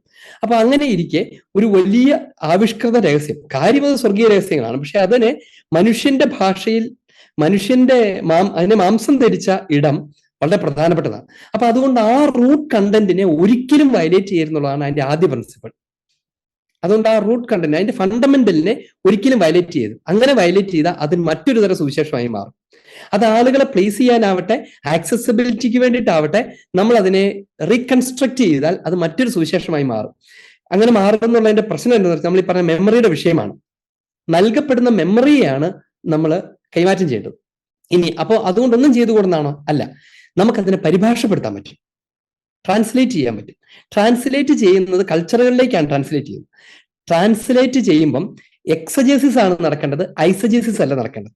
എന്ന് പറഞ്ഞാൽ ആ കൾച്ചറിനെ എടുത്ത് ബൈബിളിലേക്ക് ഇടുകയല്ല ചെയ്യേണ്ടത്, വിശുദ്ധ ഗ്രന്ഥത്തിന്റെ കണ്ടന്റിനെ ആ കൾച്ചറിലേക്ക് നിക്ഷേപിക്കുകയാണ് ചെയ്യുന്നത്. പലപ്പോഴും ഈ പറഞ്ഞ തിയോളജിയൻ ഉൾപ്പെടെയുള്ള പ്രശ്നം തിരിച്ചാണ്. അവര് ആ കൾച്ചറിനകത്ത് ദൈവത്തെ, ഈശോയെ കണ്ടെത്താൻ ശ്രമിക്കുകയാണ് ചെയ്യുന്നത്. ആ കൾച്ചറിനകത്ത് ഈശോയെ കണ്ടെത്തി ആ ഈശോയെ ബൈബിളിലേക്ക് ആരോപിക്കുക എന്നല്ല ചെയ്യേണ്ടത്. തിരിച്ച് ഈ ഗ്രേക്കോ റോമൻ ഹെബ്രായിക് കൾച്ചറിൽ തന്നെ മനുഷ്യാവതാരം ചെയ്ത ഈശോയെ അവരുടെ കൾച്ചറിന് സ്വീകാര്യമാകുന്ന വിധത്തിൽ ഇതിനെ ഷേപ്പ് മാറ്റാതെ, അല്ലെങ്കിൽ അതിനെ വേറൊന്നാക്കി തീർക്കാതെ അവതരിപ്പിക്കുക എന്നുള്ളതാണ്. അങ്ങനെ വേറൊന്നാക്കിയാൽ അവരവതരിപ്പിക്കുന്നത് അവർക്ക് വേണ്ടി തങ്ങൾ രൂപപ്പെടുത്തിയ സുവിശേഷമായിരിക്കും. അപ്പസ്തോലന്മാർ ഒരിക്കലും അങ്ങനെ ചെയ്തിട്ടില്ല. അവർ ചെന്നിടത്തൊക്കെ ഫെയ്ത്ത് ആൻഡ് മോറൽസ് ചേഞ്ച് ചെയ്യാതെ അവതരിപ്പിച്ചു. അതുകൊണ്ടാണ് ഇന്ന് ലോകത്തിലെ എല്ലാ റീത്തുകളിലും ഒരേ വിശ്വാസം, ഒരേ ധാർമ്മികതയും നിലനിൽക്കുന്നത്. എന്നാൽ അതിന്റെ ഉപയോഗത്തിലും ആരാധനയിലും ഒക്കെ അനുരൂപണങ്ങൾ നടത്തുകയും ചെയ്തു. എന്ന് പറഞ്ഞാൽ നമ്മുടെ നാട്ടില് ഒരു നാടിന്റെ ഒരു ദേവാലയം പണിയുമ്പം ആ ദേവാലയത്തിന് ഇവിടുത്തെ ഒരു പ്രാർത്ഥനാലയത്തിന്റെ ഛായ കൊടുക്കുന്നതിന് ഒരു കുഴപ്പമുണ്ടാവില്ല അന്ന്. എന്നാൽ ഇന്ന് ആ ശരിക്കും ഒരു ക്രിസ്ത്യൻ ദേവാലയം എങ്ങനെയിരിക്കണമെന്ന് എല്ലാവർക്കും അറിയാവുന്ന ഒരു പൊതുധാരണയുള്ള സ്ഥലത്ത് നമ്മൾ പണ്ട് അങ്ങനെ ചെയ്തിട്ടുണ്ടായിരുന്നു പറഞ്ഞ് നമ്മൾ അതിലേക്ക് തിരികെ പോകുന്നതും പ്രോബ്ലമായി മാറും. അപ്പോൾ അത് വളരെ സൂക്ഷിച്ച് ചെയ്യേണ്ട ഒരു കാര്യമാണ്. അത് ഇൻകൾച്ചറേഷനും ആകാൻ പാടില്ല, അക്കൾച്ചറേഷനും ആകാൻ പാടില്ല, അത് ഹിന്ദുവൈസേഷനും ആകാൻ പാടില്ല. പകരം ഒരു ഇന്റർ കൾച്ചറേഷൻ ആണ് ആകേണ്ടത്. അതായത് സംസ്കാരങ്ങൾ തമ്മിൽ കണ്ടുമുട്ടലാണ് ഇന്റർ കൾച്ചറേഷൻ എന്ന് പറയുന്നത്. അങ്ങനെ അല്ലെങ്കിൽ അത് ഡീകൺസ്ട്രക്ഷനിസ്റ്റിലേക്ക് പോകും. ഗോസ്പൽ ഒരിക്കലും ഡീകൺസ്ട്രക്ട് ചെയ്യാൻ പാടില്ല, ഡീകൺസ്ട്രക്ട് ചെയ്യപ്പെടാൻ പാടില്ല എന്നുള്ളതാണ് അതിന്റെ കാര്യം. എന്ന് പറഞ്ഞാൽ അപനിർമ്മിതി നടത്തിയിട്ട് പുനർനിർമ്മിച്ചെടുക്കേണ്ട ഒരു അവസ്ഥ വിശുദ്ധ ഗ്രന്ഥത്തിന് വരാൻ, കത്തോലിക്ക വിശ്വാസത്തിന് വരാൻ പാടില്ല. അത് എന്ത് ലക്ഷ്യത്തോടെ, എത്ര സതുദ്ദേശത്തോടെയാണെങ്കിലും അത് ചരിത്രത്തിൽ പോലും, ഇന്ത്യയിൽ പോലും അങ്ങനെ നടത്തിയുള്ള ശ്രമങ്ങൾ പരാജയപ്പെട്ടു പോയിട്ടുണ്ട്.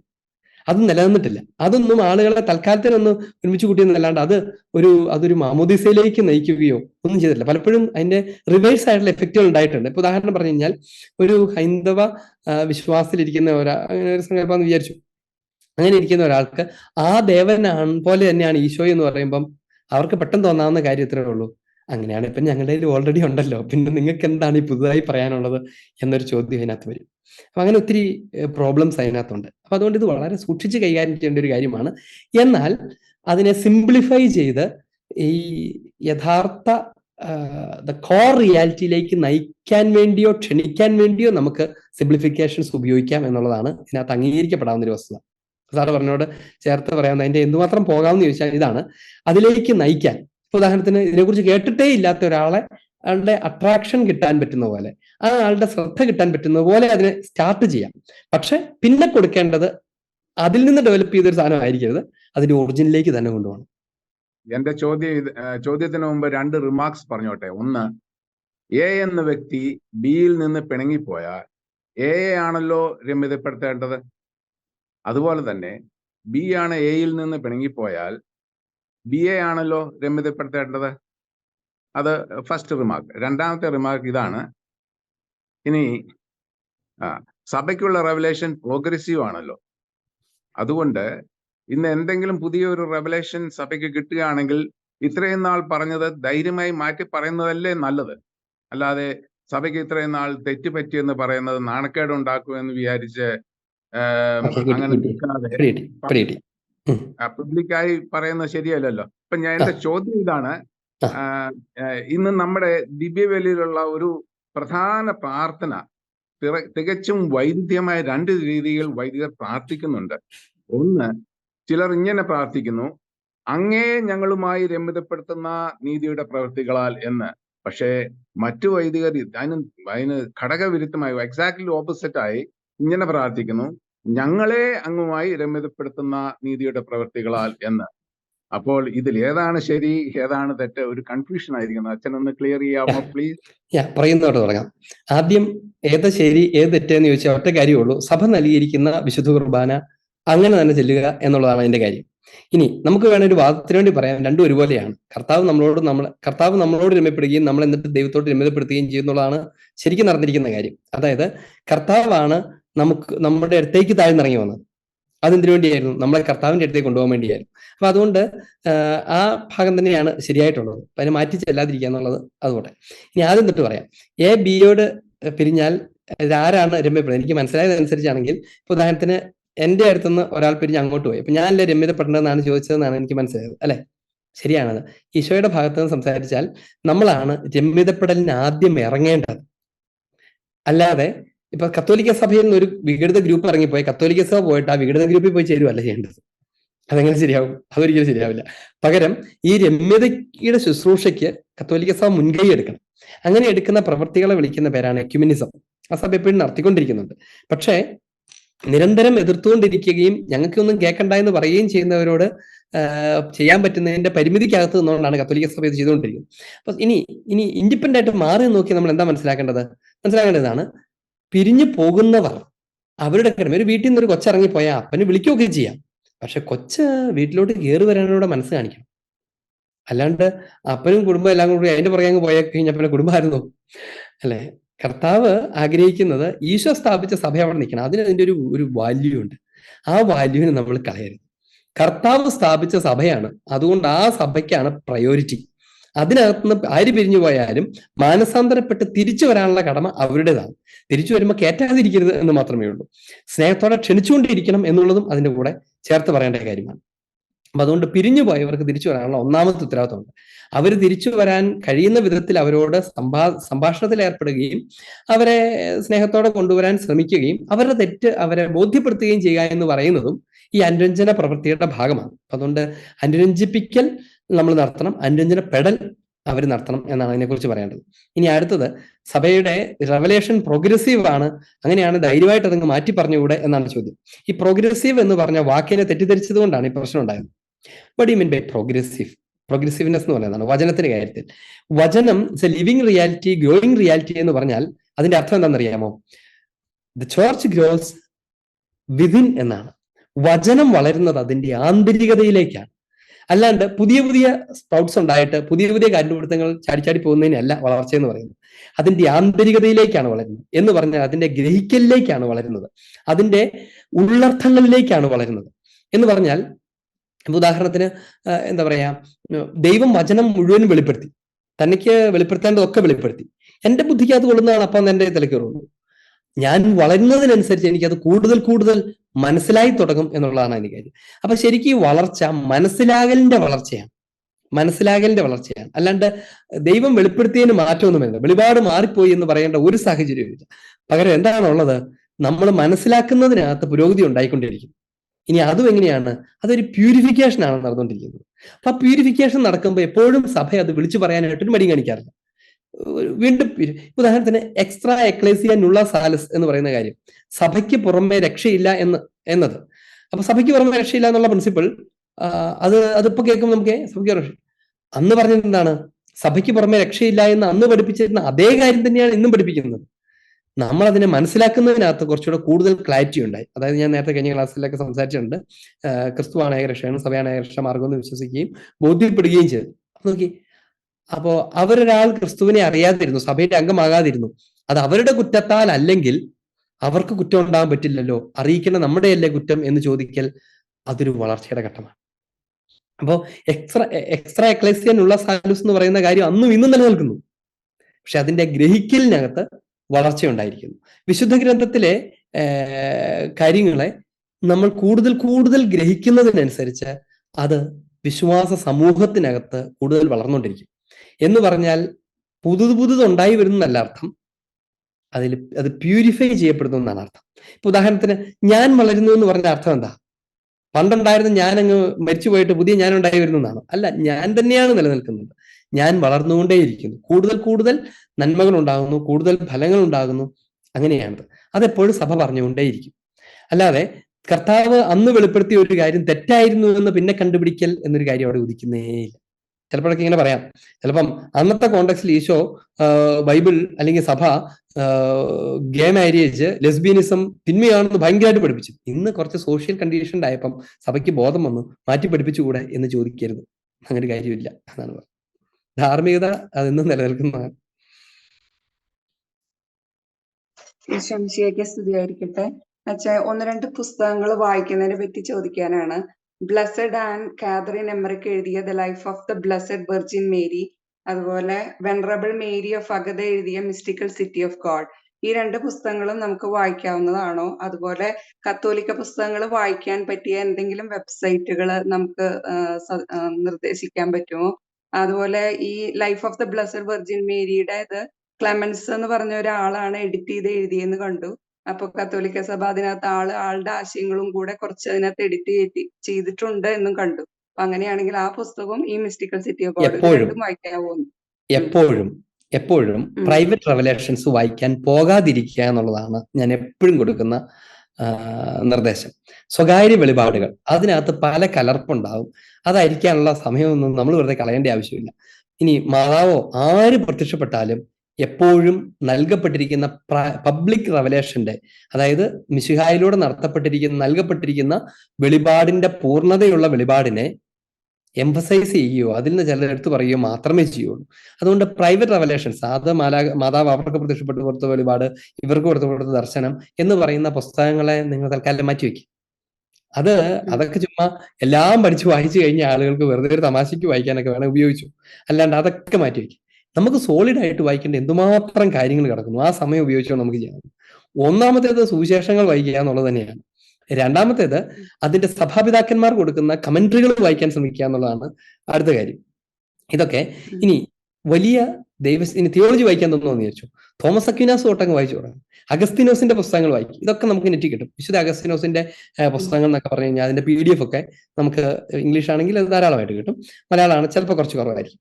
ഇനി മലങ്കര ലൈബ്രറി എന്ന് പറഞ്ഞിട്ടുണ്ട്, മലയാളത്തിലെ ചോദിച്ചിട്ട് എന്നോട് ചോദിച്ചതാണ്. മലങ്കര ലൈബ്രറി ഞാനത് കണ്ടിട്ടുണ്ട്. അതിന് ചില പുസ്തകങ്ങൾ ഞാൻ എടുക്കുകയും വായിക്കുകയും ഒക്കെ ചെയ്തിട്ടുണ്ട്. അതിന്റെ കൃത്യം ലിങ്ക് വേണമെങ്കിൽ നോക്കിയിട്ട് വേണം പറയാൻ. അത് ആക്സസിബിൾ ആണ്. പിന്നെ വത്തിക്കാന്റെ സൈറ്റിനകത്തുള്ള ഡോക്യുമെന്റുകൾ വായിക്കും നമ്മുടെ വിശ്വാസത്തെ ഒത്തിരി സഹായിക്കും. എന്ന് പറഞ്ഞാൽ പണ്ട് CDF എന്ന് അറിയപ്പെട്ടിരുന്ന ഡിക്കാസ്ട്രിയുടെ ഡോക്യുമെന്റുകൾ ധാരാളം, വിശ്വാസ തിരുസംഘത്തിന്റെ ഡോക്യുമെന്റുകളുണ്ട്. പിന്നെ അതുപോലെ നമുക്ക് നല്ല കോൺഫിഡൻസ് ഉള്ള ദൈവശാസ്ത്രജ്ഞന്മാരുടെ രചനകൾ നമുക്ക് വായിക്കാൻ പറ്റും. ഇത് മലയാളത്തിലും കിട്ടും. ഉദാഹരണത്തിന് ഞാൻ എപ്പോഴും പറയുമ്പോൾ സ്വാഭാവികമായി ആദ്യം പറയാൻ പോകുന്നത് ബെനഡിക്ട് മാർപ്പാപ്പയുടെ കാര്യം തന്നെ ആയിരിക്കുമല്ലോ. ആ പുസ്തകങ്ങൾ നിങ്ങൾക്ക് സോളിഡ് ആയിട്ടുള്ള സ്ക്രിപ്ചർ എക്സജസിസ് എല്ലാം കിട്ടും. ഇപ്പം ജീസസ് ഓഫ് നസറത്ത് പോലത്തെ പുസ്തകങ്ങൾ കുറച്ച് ലൈറ്റ് റീഡിങ്ങിന് കൊള്ളാവുന്ന പുസ്തകങ്ങളാണ്, അത് വായിക്കാൻ പറ്റും.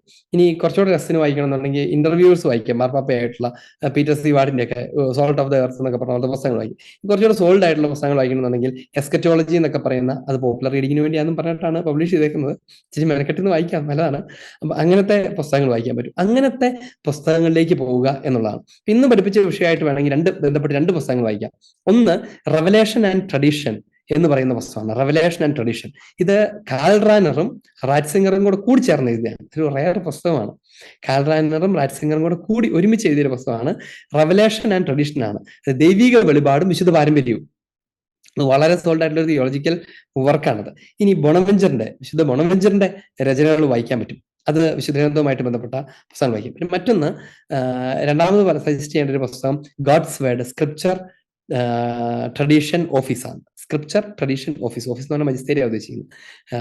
വചനം, എഴുതപ്പെട്ട വചനം, അതാണ് സ്ക്രിപ്ചർ. 2 വിശുദ്ധ പാരമ്പര്യം, 3 അതിനെ വ്യാഖ്യാനിക്കുന്ന സഭാധികാരം, അതിനാണ് ഓഫീസ് എന്ന് വിളിക്കുന്നത്. ഗോഡ്സ് വേർഡ് എന്ന മെയിൻ ടൈറ്റിൽ, അതിൻ്റെ താഴത്ത് ഇങ്ങനെ സ്ക്രിപ്ചർ ട്രഡീഷൻ ഓഫീസ് എന്ന സബ് ടൈറ്റിൽസ് ഉണ്ടാവും. ഈ പുസ്തകം നിങ്ങൾക്ക് മേടിക്കാൻ പറ്റും. ഇഗ്നേഷ്യസ് പ്രസ് ആണ് ഈ പുസ്തകങ്ങളൊക്കെ പബ്ലിഷ് ചെയ്യുന്നത്. ഇഗ്നേഷ്യസ് പ്രസ് ആണ്. മലയാളത്തില് മാണിപ്പറമ്പിലച്ചൻ ഇതിനകത്ത് കുറെ പുസ്തകങ്ങളൊക്കെ ട്രാൻസ്ലേറ്റ് ചെയ്തിട്ടുണ്ട്. അത് കുറച്ചൊരു സ്വതന്ത്ര വ്യാഖ്യാനം പരിഭാഷയും കൂടെ കൂടിയാണ് കേട്ടോ. എന്നാലും നമ്മളത് സഹായിക്കുകയൊക്കെ ചെയ്യാറുണ്ട്. ഇങ്ങനെയുള്ള പുസ്തകങ്ങളൊക്കെ വായിക്കുന്നതായിരിക്കും നല്ലത്. ഈ പ്രൈവറ്റ് റെവലേഷൻസിന്റെ പുസ്തകങ്ങൾ അവർക്ക് വെളിപ്പെടുത്തിയത് ഇവർക്ക് വെളിപ്പെടുത്തിയെന്നൊക്കെ അങ്ങ് വിട്ട് കളഞ്ഞേക്കാം. കർത്താവ് അപ്പസ്തോലന്മാർക്ക് വെളിപ്പെടുത്തിയതിലേക്ക് നമുക്ക് തിരിച്ചു പോകും. പ്രതികരിക്കട്ടെ അച്ഛ. എനിക്ക് ചോദിക്കാനുള്ളത്, നമ്മുടെ ഇപ്പൊ ഈ സോഷ്യൽ മീഡിയ അങ്ങനെയുള്ള കാര്യങ്ങളൊക്കെ വളരെ സജീവമായിരിക്കുന്ന കാര്യങ്ങളിൽ ഇപ്പം എന്തെങ്കിലും ഒരു ബിബ്ലിക്കൽ റിലേറ്റഡ് ആയിട്ടുള്ള എന്തെങ്കിലും ഒരു ക്വസ്റ്റ്യനോ എന്തെങ്കിലും ആയിട്ട് ആൾക്കാരെ ഏറ്റവും അധികം പോകുക ഈ ChatGPT അല്ലെങ്കിൽ നമ്മുടെ ഗൂഗിൾ സെർച്ച്, യൂട്യൂബ്, അതിലൊക്കെയാണ് അധികം സെർച്ച് ചെയ്യാം. അങ്ങനെയുള്ള ഏതെങ്കിലും ഒരു മീഡിയ സെർച്ച് ചെയ്തിട്ടുണ്ടെങ്കിൽ നമുക്ക് ഒരു കാത്തലിക് ആയിട്ടുള്ള ഒരു വ്യൂ വളരെ കുറവ് വരുന്നുള്ളൂ. ഈവൻ കാത്തലിക് ഇതെന്ന് പറഞ്ഞ് അടിച്ചാൽ തന്നെയും അത് കാണുന്നത് അധികവും പ്രൊട്ടസ്റ്റന്റ്സിന്റെ തിയോളജിക്കൽ ഇതും. ഇപ്പൊ എത്ര ബുക്ക് ഉണ്ട് ബൈബിളിൽ എന്ന് ചോദിച്ചിട്ടുണ്ടെങ്കിൽ 66 മാത്രമേ പറയുള്ളൂ, എന്തോരം നോക്കിയാലും. അപ്പൊ അങ്ങനെയുള്ള കാര്യങ്ങളിൽ നമ്മുടെ സഭ ഇത്രയും വലുതായിട്ടിരിക്കുന്ന സമയത്ത് നമുക്ക് സംഘടിതമായിട്ട് നമുക്ക് അതിന്റെ ആവശ്യമില്ലാത്തത് കൊണ്ടാണോ, അതോ നമ്മളത് പുറകോട്ടായത് കൊണ്ടാണോ? രണ്ട് കാര്യങ്ങളുണ്ടെന്ന് എനിക്ക് ഇതൊരു റിയാലിറ്റിയാണ് കേട്ടോ. നമ്മളെപ്പോഴും ശ്രദ്ധിക്കണം. അത് ഈ ChatGPT ഉപയോഗിച്ചാലും മറ്റ് സെർച്ച് എഞ്ചിനുകൾ ഉപയോഗിച്ചാലും അവർ തരുന്ന കണ്ടന്റ് ഏറ്റവും പോപ്പുലാരിറ്റി ഉള്ള കണ്ടന്റ് ആയിരിക്കും. രണ്ടാമത് അതെല്ലാം നെറ്റിൽ ഫ്രീ ആയി അവൈലബിൾ ആയിരിക്കുന്ന കാര്യങ്ങളിൽ നിന്ന് കളക്ട് ചെയ്യുന്ന ഡാറ്റ ആയിരിക്കും. ഇതൊരു ഭയങ്കര പ്രോബ്ലമാണ്. കാത്തലിക് ബുക്സും സാധനങ്ങളൊക്കെ എപ്പോഴും പെയ്ഡാണ്. അതതിൻ്റെ ഒരു പരിമിതിയാണ്. ഇപ്പൊ ഇഗ്നേഷ്യസ് പ്രസ് അതല്ലേ വിൽക്കുകയുള്ളൂ. എല്ലാ പ്രസ്സുകളും അങ്ങനെയാണ് അല്ലെ? നമുക്ക് നാട്ടിൽ കേരളത്തിലുള്ളതൊക്കെ അവരൊക്കെ അതിന്റെ കോപ്പിറൈറ്റ് കീപ്പ് ചെയ്തുകൊണ്ട് അവര് സെയിൽ ചെയ്യുന്നു. എന്നാൽ പ്രൊട്ടസ്റ്റന്റുകാർ അങ്ങനെയല്ല. അവർ പരമാവധി ഫ്രീ ആയിട്ട് അവൈലബിൾ ആക്കാനായിട്ട് ശ്രമിച്ചുകൊണ്ടിരിക്കുന്നുണ്ട്. അത് എടുത്തു പറയപ്പെടേണ്ട ഒരു പുണ്യമാണ്, നല്ല കാര്യമാണ്, നമുക്ക് കണ്ടുപഠിക്കാവുന്നതുമാണ് എന്നാണ് ഈ കാര്യത്തിൽ മാത്രം. അപ്പൊ അതിന്റെ പരിണിതഫലമായിട്ട് എന്തുണ്ടാവും? നെറ്റിൽ ഫ്രീ ആയി കൊടുക്കുന്ന കണ്ടന്റിൽ നിന്നാണ് ഈ സെർച്ച് എഞ്ചിനുകൾ ഡാറ്റ ശേഖരിക്കുന്നത്. ആ ഡാറ്റയാണ് നമുക്ക് വിളമ്പുന്നത്. അപ്പൊ അതുകൊണ്ട് പിന്നെ നമ്മൾ ഇതിനകത്ത് കാര്യമായി ഇടപെടാതിരിക്കുന്നു എന്നുള്ള പ്രശ്നം വേറെ കിടക്കും. നമ്മൾ വേണ്ട വിധത്തിൽ ഇതിനകത്ത് ഇടപെട്ടുകൊണ്ടിരിക്കുകയാണെങ്കിൽ നമ്മൾ എഴുതുകയൊക്കെ ചെയ്തുകൊണ്ടിരുന്ന അതൊക്കെ കയറി വരാൻ തുടങ്ങും. അപ്പൊ തന്നെ പ്രവാചക ശബ്ദം എന്തുമാത്രം കയറി, നമ്മളത് ഷെയർ ചെയ്തുകൊണ്ടിരുന്നാൽ, നമ്മുടെ സൈറ്റുകൾക്കകത്ത് തന്നെ ഷെയർ ചെയ്തുകൊണ്ടിരുന്നാൽ അവർ ആ ഡാറ്റയിൽ നിന്ന് കളക്ട് ചെയ്യാൻ തുടങ്ങും. അങ്ങനത്തെ പരിപാടികൾ നമ്മൾ ചെയ്യാത്തതിന്റെ പ്രശ്നമാണ്. അത് സഭയ്ക്ക്, ഔദ്യോഗിക സഭയ്ക്ക് ഒറ്റയ്ക്ക് ഒന്നും ചെയ്യാൻ പറ്റില്ല. അല്ലെങ്കിൽ പിന്നെ ഒരു 1000 ആളുകളെ ജോലിക്ക് ഇരുത്തിയിട്ട് ഇത് ചെയ്യിപ്പിച്ചുകൊണ്ടിരിക്കണം. അതെല്ലാം പോസിബിൾ ആയിട്ടുള്ള കാര്യമാണ്. അന്നത്തെ കാര്യങ്ങൾ നടന്നു പോകാൻ മലബാർ സഭ കഷ്ടപ്പെടുന്ന കാര്യം സഭയോട് അടുത്ത് നിൽക്കുന്നവർക്ക് അറിയാവുന്നതാണ്. അപ്പൊ ആ സമയത്ത് നമുക്ക് ഇതിനുവേണ്ടി ആളുകളെ വെച്ച് സെർച്ച് എഞ്ചിനെ മാനിപ്പുലേറ്റ് ചെയ്യാനായിട്ട് അല്ലെങ്കിൽ മോഡിഫൈ ചെയ്യാനായിട്ട് ആളുകളെ വെക്കാന്ന് അത്ര എളുപ്പമുള്ള കാര്യമല്ല. പിന്നെ നമുക്ക് ഉപയോഗിക്കാൻ നേരത്തെ എന്താ ചെയ്യാവുന്നത്? കാത്തലിക് സോഴ്സുകളിലേക്ക് പോവുക, കാത്തലിക് ബുക്ക് സെർച്ച് നടത്തുക എന്നുള്ളതാണ് സിമ്പിളായിട്ട് ചെയ്യാവുന്ന ഒരു കാര്യം. സ്കോളർ സെർച്ച് ഒക്കെ നടത്തുമ്പം കാത്തലിക് ബുക്ക് സെർച്ച് നടത്തുക. അപ്പൊ ആ ബുക്ക് സെർച്ചിനകത്തുനിന്ന് നമുക്ക് ആവശ്യമുള്ള ഇതിലേക്ക് പോകുക. അല്ലാണ്ട് നേരെ വിക്കിപീഡിയയിലേക്കും ഒക്കെ ചാടി കഴിഞ്ഞാൽ കാണാൻ പോകുന്നതായിരിക്കും. പിന്നെ എപ്പോഴും കാത്തലിക്, വത്തിക്കാൻ, ചർച്ച് ഡോക്യുമെന്റ് എന്ന വാക്കുകളൊക്കെ കൂട്ടിച്ചേർത്തുകൊണ്ട് സെർച്ച് നടത്താനും പറ്റും. ഒരു നിലനിൽക്കുന്ന ഒരു പ്രശ്നമാണ്. നമുക്ക് എല്ലാവരും കൂടി ശല്യിച്ചേക്കാളും ചെയ്യാൻ മാത്രം. സ്വീകരിക്കട്ടെ. എനിക്കൊരു മുമ്പത്തെ ഒരു ക്ലാസ്സിനെ ബേസ് ചെയ്തതെന്ന് വെച്ചാൽ, അതായത് മനുഷ്യപുത്രനും ദൈവപുത്രനെല്ലാം ഒന്ന് തന്നെയാണെന്ന് പറഞ്ഞിട്ടുണ്ടായി. അപ്പം ശരിക്കും പറഞ്ഞാൽ അത് ആദം എന്ന അധമനിൽ നിന്ന് മനുഷ്യപുത്രൻ എന്ന പൂർണ്ണ മനുഷ്യനിലേക്കും പിന്നീട് മനുഷ്യപുത്രൻ പീഡകൾ സഹിച്ച് ദൈവപുത്രനാകുന്ന ആ പ്രോസസ്സിലേക്ക് അതല്ലേ ഉദ്ദേശിക്കുന്നത്? അപ്പൊ രണ്ടും 2 സ്റ്റേജ് അല്ലേ? ശരിക്കും പറഞ്ഞാൽ 2 സ്റ്റേജ് എന്ന് പറയാൻ മാത്രം ഉള്ള ഒരു സാധ്യത വിശുദ്ധ നമുക്ക് തരുന്നില്ല. ഈശോയുടെ വാക്കുകളിലൊക്കെ ഈശോ തന്നെക്കുറിച്ച് തന്നെ മനുഷ്യപുത്രൻ എന്ന് പറഞ്ഞ് മനുഷ്യാവതാരം ചെയ്ത ദൈവപുത്രൻ എന്ന് സൂചിപ്പിക്കുന്ന, അല്ലെങ്കിൽ അതിനെ എംഫസൈസ് ചെയ്യുന്ന വിധത്തിലാണ് ഞാൻ ദൈവമാണ് മനുഷ്യാവതാരം ചെയ്തിരിക്കുന്നു പറയാൻ വേണ്ടിയാണ് ഈശോ മനുഷ്യപുത്രൻ എന്ന് പറയുന്നത്. അതിന്റെ അർത്ഥം ഞാൻ ദൈവപുത്രനാണ് എന്ന് തന്നെയാണ് എന്നാണ് ഞാനൊന്ന് കഴിഞ്ഞ പ്രാവശ്യം പറഞ്ഞത്. അപ്പൊ അതിനെ 2 സ്റ്റേജ്, മനുഷ്യപുത്രനായിരുന്നു, പിന്നീട് ഉത്ഥാനാനന്തരം അവൻ ദൈവപുത്രനായി മാറി എന്ന അർത്ഥം അതിനില്ല. ഓൾറെഡി ദൈവപുത്രൻ, രണ്ടും ഒരേ സമയം ഈശോ അങ്ങനെ തന്നെയാണ്.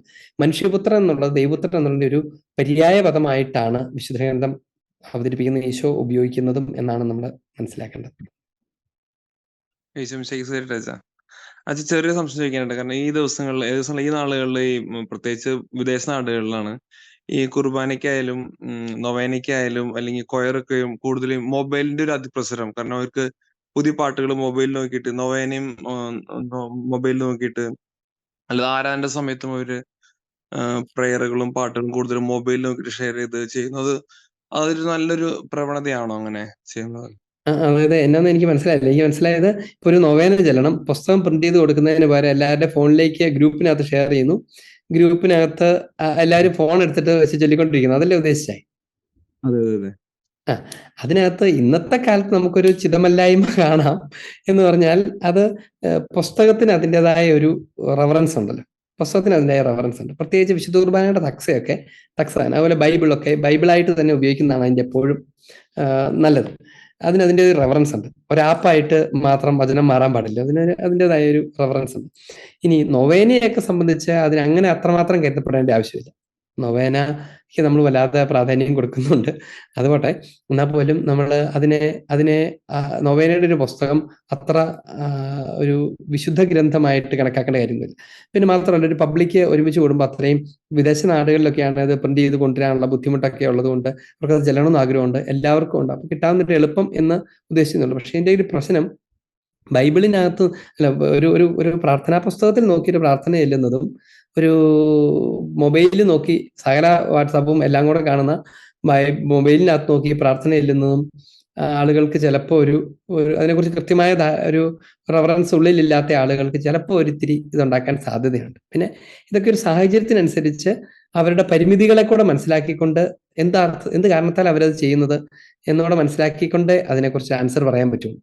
അതേസമയം കുർബാന പുസ്തകം കയ്യിൽ ഉണ്ടായിരിക്കുക, അല്ലെ വെക്കാനും സാധ്യത ഉണ്ടായിരിക്കുക, എളുപ്പത്തിന് മൊബൈൽ നോക്കുന്നതും ഒരു ധ്യാനത്തിന് പോകുമ്പോൾ ബൈബിൾ കൊണ്ടുപോകേണ്ട ഭാരമാണ്, എന്നാ പിന്നെ ബൈബിളിൽ ആപ്പ് ഉണ്ടല്ലോ എന്ന് പറഞ്ഞു കൊണ്ടുപോകുന്നതിനൊന്നും ന്യായീകരിക്കാൻ ഞാനില്ല. പകരം ഒരു എമർജൻസി സാധ്യതയിൽ അങ്ങനെയൊക്കെ ചെയ്യുന്നു. നമുക്ക് അറിഞ്ഞുകൂടും, ഒരുപക്ഷെ ഭാവിയിലൊക്കെ ചിലപ്പം ടക്സുകൾ പോലും ഡിജിറ്റലായിട്ടൊക്കെ വന്നേക്കാം, കുറെ വർഷങ്ങൾക്കൊക്കെ അപ്പുറത്തെ അങ്ങനെയൊക്കെ ആയിക്കൂടാന്ന് നമുക്ക് പറയാൻ പറ്റത്തില്ല. അപ്പൊ അതിനുവേണ്ടി മാത്രമേ അത് ഉപയോഗിക്കാവുള്ളൂ. അതിനകത്ത് വേറെ ഒന്നും സെറ്റ് ചെയ്യാൻ പാടില്ല.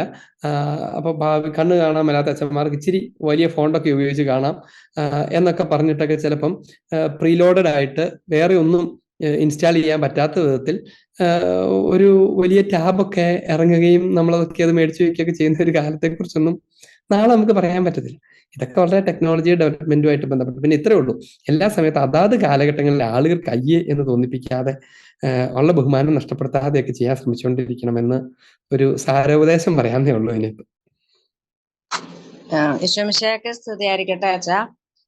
ഒരു സഹോദരി ഒരു പ്രൈവറ്റ് റെവലേഷനെ കുറിച്ച് സംസാരിച്ചില്ലേ, അതില് ഈ ആൻ കാതറിനെ കുറിച്ചുന്ന ഒരു സിസ്റ്ററിനുണ്ടായ കുറെ വെളിപ്പാടുകള് അത് പിന്നെ CJ വർഗീച്ചൻ അത് തർജ്ജമ ചെയ്യിപ്പിക്കുകയൊക്കെ ചെയ്തില്ലേ. അതിനകത്ത് ബൈബിളിലെ ഗോസ്പലിലുള്ള എല്ലാ കാര്യങ്ങളും വെച്ചോണ്ടാണത്. അതിപ്പോ ഒരു ധ്യാനാത്മകമായിട്ട് മാത്രമേ ഉപയോഗിക്കാൻ പറ്റുള്ളൂ, ആധികാരികമായിട്ട് ഉപയോഗിക്കാൻ പറ്റത്തില്ല അല്ലേ? ഒന്നും ആധികാരികമായിട്ട് ഉപയോഗിക്കേണ്ട കാര്യമില്ല. ആധികാരികമായി ഉപയോഗിക്കാൻ ആവശ്യമുള്ളതൊക്കെ നൽകപ്പെട്ടിട്ടുണ്ട്. നമ്മൾ അതിനെ സൈഡിൽ വെച്ചിട്ട് ഇങ്ങനെ ഇടയ്ക്കിടയ്ക്ക് ഉണ്ടായി വരുന്ന റെവലേഷൻസിനെയൊക്കെ വായിക്കാൻ പോകുമ്പം അതിനകത്ത് ഒത്തിരി കലർപ്പുണ്ടാവും. അവയൊന്നും ഒരിക്കലും സുവിശേഷത്തിനും സഭാപിതാക്കന്മാരുടെ പ്രബോധനത്തിനും തുല്യമല്ല. അത് നമ്മൾ എപ്പോഴും ഓർക്കണം. അത് ഒരിക്കലും അതിന് തുല്യമല്ല. തുല്യമായിട്ട് അവതരിപ്പിക്കുകയും ചെയ്യരുത്. നമ്മുടെ വചനപ്രഘോഷണ വേദികളിലൊക്കെ സുവിശേഷത്തെക്കാൾ മുകളിലായിട്ട് സ്വകാര്യ വെളിപാടുകൾ അവതരിപ്പിക്കപ്പെടരുത്. ദർശനങ്ങൾ, ഇപ്പൊ ഫാത്തിമ രഹസ്യം ഇങ്ങനെ തുടങ്ങുന്ന, അല്ലെങ്കിൽ ഇന്ന ആൾക്ക് വെളിപ്പെടുത്തിയ ഫൗസ്റ്റീനയ്ക്ക് വെളിപ്പെടുത്തിയ കാര്യങ്ങൾ, ഇങ്ങനത്തെ കാര്യങ്ങൾ സുവിശേഷ പ്രഘോഷണത്തിന് മുകളിലാകരുത്. പകരം ഇങ്ങനെ പറയാം, ഈശോ പഠിപ്പിച്ച ഈ കാര്യം ഫൗസ്റ്റീനയ്ക്ക് വെളിപ്പെടുത്തിയിട്ടുമുണ്ട് എന്ന് പറയാം. ഫൗസ്റ്റീനയ്ക്ക് വെളിപ്പെടുത്തിയിട്ടുണ്ടെന്നുള്ള അല്ല അതിന്റെ പ്രധാനപ്പെട്ട കാര്യം, അപ്പസ്തോലന്മാർക്ക് പകർന്നു കൊടുത്തിട്ടുണ്ട്, അവർ നമ്മെ അത് പഠിപ്പിക്കുന്നുണ്ടെന്നാണ് പറയേണ്ടത്. അതിനേക്കാൾ വലുതല്ല ഒരിക്കലും ഇത്. അപ്പൊ അതുകൊണ്ട് അങ്ങനെ കൂടുതൽ സ്ഥലങ്ങളിൽ പറയുകയൊക്കെ ചെയ്യുമ്പോൾ ഒരു സ്പെഷ്യൽ ഗ്രന്ഥം, ഒരു പുതിയ പുസ്തകം വന്നിരിക്കുന്നു എന്ന് ആളുകൾ വിചാരിക്കും, അതിന്റെ പുറകെ പോവുകയും ചെയ്യും. അതുകൊണ്ട് പ്രൈവറ്റ് റെവലേഷൻസിനെ അതിന്റെ സ്പേസിലേ നിർത്താവൂ. അത് ആര് ട്രാൻസ്ലേറ്റ് ചെയ്താലും ശരി, ആരതിനെ പ്രൊമോൾഗേറ്റ് ചെയ്താലും ശരി, അത് ഔദ്യോഗിക സഭയുടെ ഒരു പ്രബോധന ഗ്രന്ഥമായിട്ട് മാറാൻ പോകുന്നില്ല. അത് ഞാൻ ചെയ്താലും, ഞാനൊരു പ്രൈവറ്റ് റെവലേഷൻ എടുത്തിട്ട് ട്രാൻസ്ലേറ്റ് ചെയ്തിട്ട് നിങ്ങൾക്കൊക്കെ വായിച്ചോ എന്ന് പറഞ്ഞാലും നിങ്ങൾ മേടിക്കാൻ പോകരുത്. ഞാൻ ചിലപ്പോൾ അങ്ങനെ ഏതെങ്കിലുമൊക്കെ ട്രാൻസ്ലേറ്റ് ചെയ്യാൻ സാധ്യതയുണ്ട്, പക്ഷെ നിങ്ങൾ അതിന്റെ പുറകെ പോകേണ്ട കാര്യമില്ല. താങ്ക് യു അച്ഛാ. പിതാവിന്റെയും പുത്രന്റെയും പരിശുദ്ധാത്മാവിന്റെയും നാമത്തിൽ ആമേൻ. കർത്താവായ ഈശോയെ, അങ്ങ് തന്നെയാകുന്ന വചനത്തെ പിതാവായ ദൈവം ഞങ്ങൾക്ക് നൽകി. പരിശുദ്ധാത്മാവ് ആ വചനത്തെ യുഗാന്ത്യം വരെ ഭൂമിയിൽ നിലനിർത്തുകയും പകർന്നു കൊടുക്കുകയും ചെയ്യുന്നു. ഈശോ തെരഞ്ഞെടുത്ത അപ്പസ്തോലന്മാരിലൂടെ, പരിശുദ്ധാത്മാവ് നയിക്കുന്ന അപ്പസ്തോലന്മാരുടെ പിൻഗാമികളിലൂടെ വചനം ഇന്നും എന്നും യുഗാന്ത്യം വരെ പഠിപ്പിക്കപ്പെട്ടുകൊണ്ടിരിക്കുന്നു. കർത്താവെ, തിരുസഭയുടെ വചനത്തിൽ നിന്ന് നിറവ് സ്വീകരിക്കാൻ ഞങ്ങളെ അനുഗ്രഹിക്കണമേ. പരിശുദ്ധ സഭയിൽ നിന്ന് അകന്നു പോയിട്ടുള്ള ഗ്രൂപ്പുകളെ തിരുസഭയുടെ കൂട്ടായ്മയിലേക്ക് അങ്ങ് തന്നെ തിരികെ കൊണ്ടുവരണമേ. അതിനാവശ്യമായ മാനസാന്തരവും ബോധ്യങ്ങളും അവിടുന്ന് കൊടുക്കണമേ. വിഭാഗീയതയും വെറുപ്പും വിശ്വാസ സമൂഹത്തിൽ നിന്ന്, ഈശോയിൽ വിശ്വസിക്കുന്ന ആളുകളിൽ നിന്ന് നീക്കിക്കളയണമേ. അങ്ങയുടെ ശരീരം ഒരു തൊഴുത്തും ഒരിടയനുമായി തീരാൻ, യുഗാന്ത്യത്തിൽ അങ്ങനെ ആയിത്തീരാൻ കർത്താവെ ഞങ്ങളും കാത്തിരിക്കുന്നു. പരിശുദ്ധ മാതാവെ, തിരുസഭയെ കൂട്ടിച്ചേർക്കുന്ന പരിശുദ്ധ മറിയമ്മേ, അമ്മ പരിശുദ്ധ സഭയാകുന്ന മിശിഹായുടെ ഗാത്രത്തെ വഹിച്ചവളാണല്ലോ. അങ്ങയുടെ വിരിച്ച കരങ്ങളിൽ തിരുസഭയെ വീണ്ടും അതിന്റെ പൂർണ്ണതയിൽ ഒരുമിച്ച് കൂട്ടണമേ. നന്മ നിറഞ്ഞ മറിയമേ സ്വസ്തി, കർത്താവ് അങ്ങയുടെ കൂടെ സ്ത്രീകൾ അങ്ങ് അനുഗ്രഹിക്കപ്പെട്ടവളാകുന്നു. അങ്ങയുടെ ഉദരത്തിൻ ഫലമായി ഈശോ അനുഗ്രഹിക്കപ്പെട്ടവനാകുന്നു. പരിശുദ്ധ മറിയമേ തമ്പുരാന്റെ അമ്മേ, പാപികളായ ഞങ്ങൾക്ക് വേണ്ടി ഇപ്പോഴും ഞങ്ങളുടെ മരണസമയത്തും തമ്പുരാനോട് അപേക്ഷിച്ചുകൊള്ളണമേ. ആമേൻ. കർത്താവായ നമ്മെ ആശീർവദിക്കുകയും വിശുദ്ധീകരിക്കുകയും ചെയ്യട്ടെ. വചനം ഗ്രഹിക്കാനും അത് ജീവിക്കാനും നമ്മൾ പ്രാപ്തരായി തീരട്ടെ, ഇപ്പോഴും എപ്പോഴും എന്നേക്കും. ആമേൻ. ഈശോ മിശിഹായ്ക്ക് സ്തുതിയായിരിക്കും.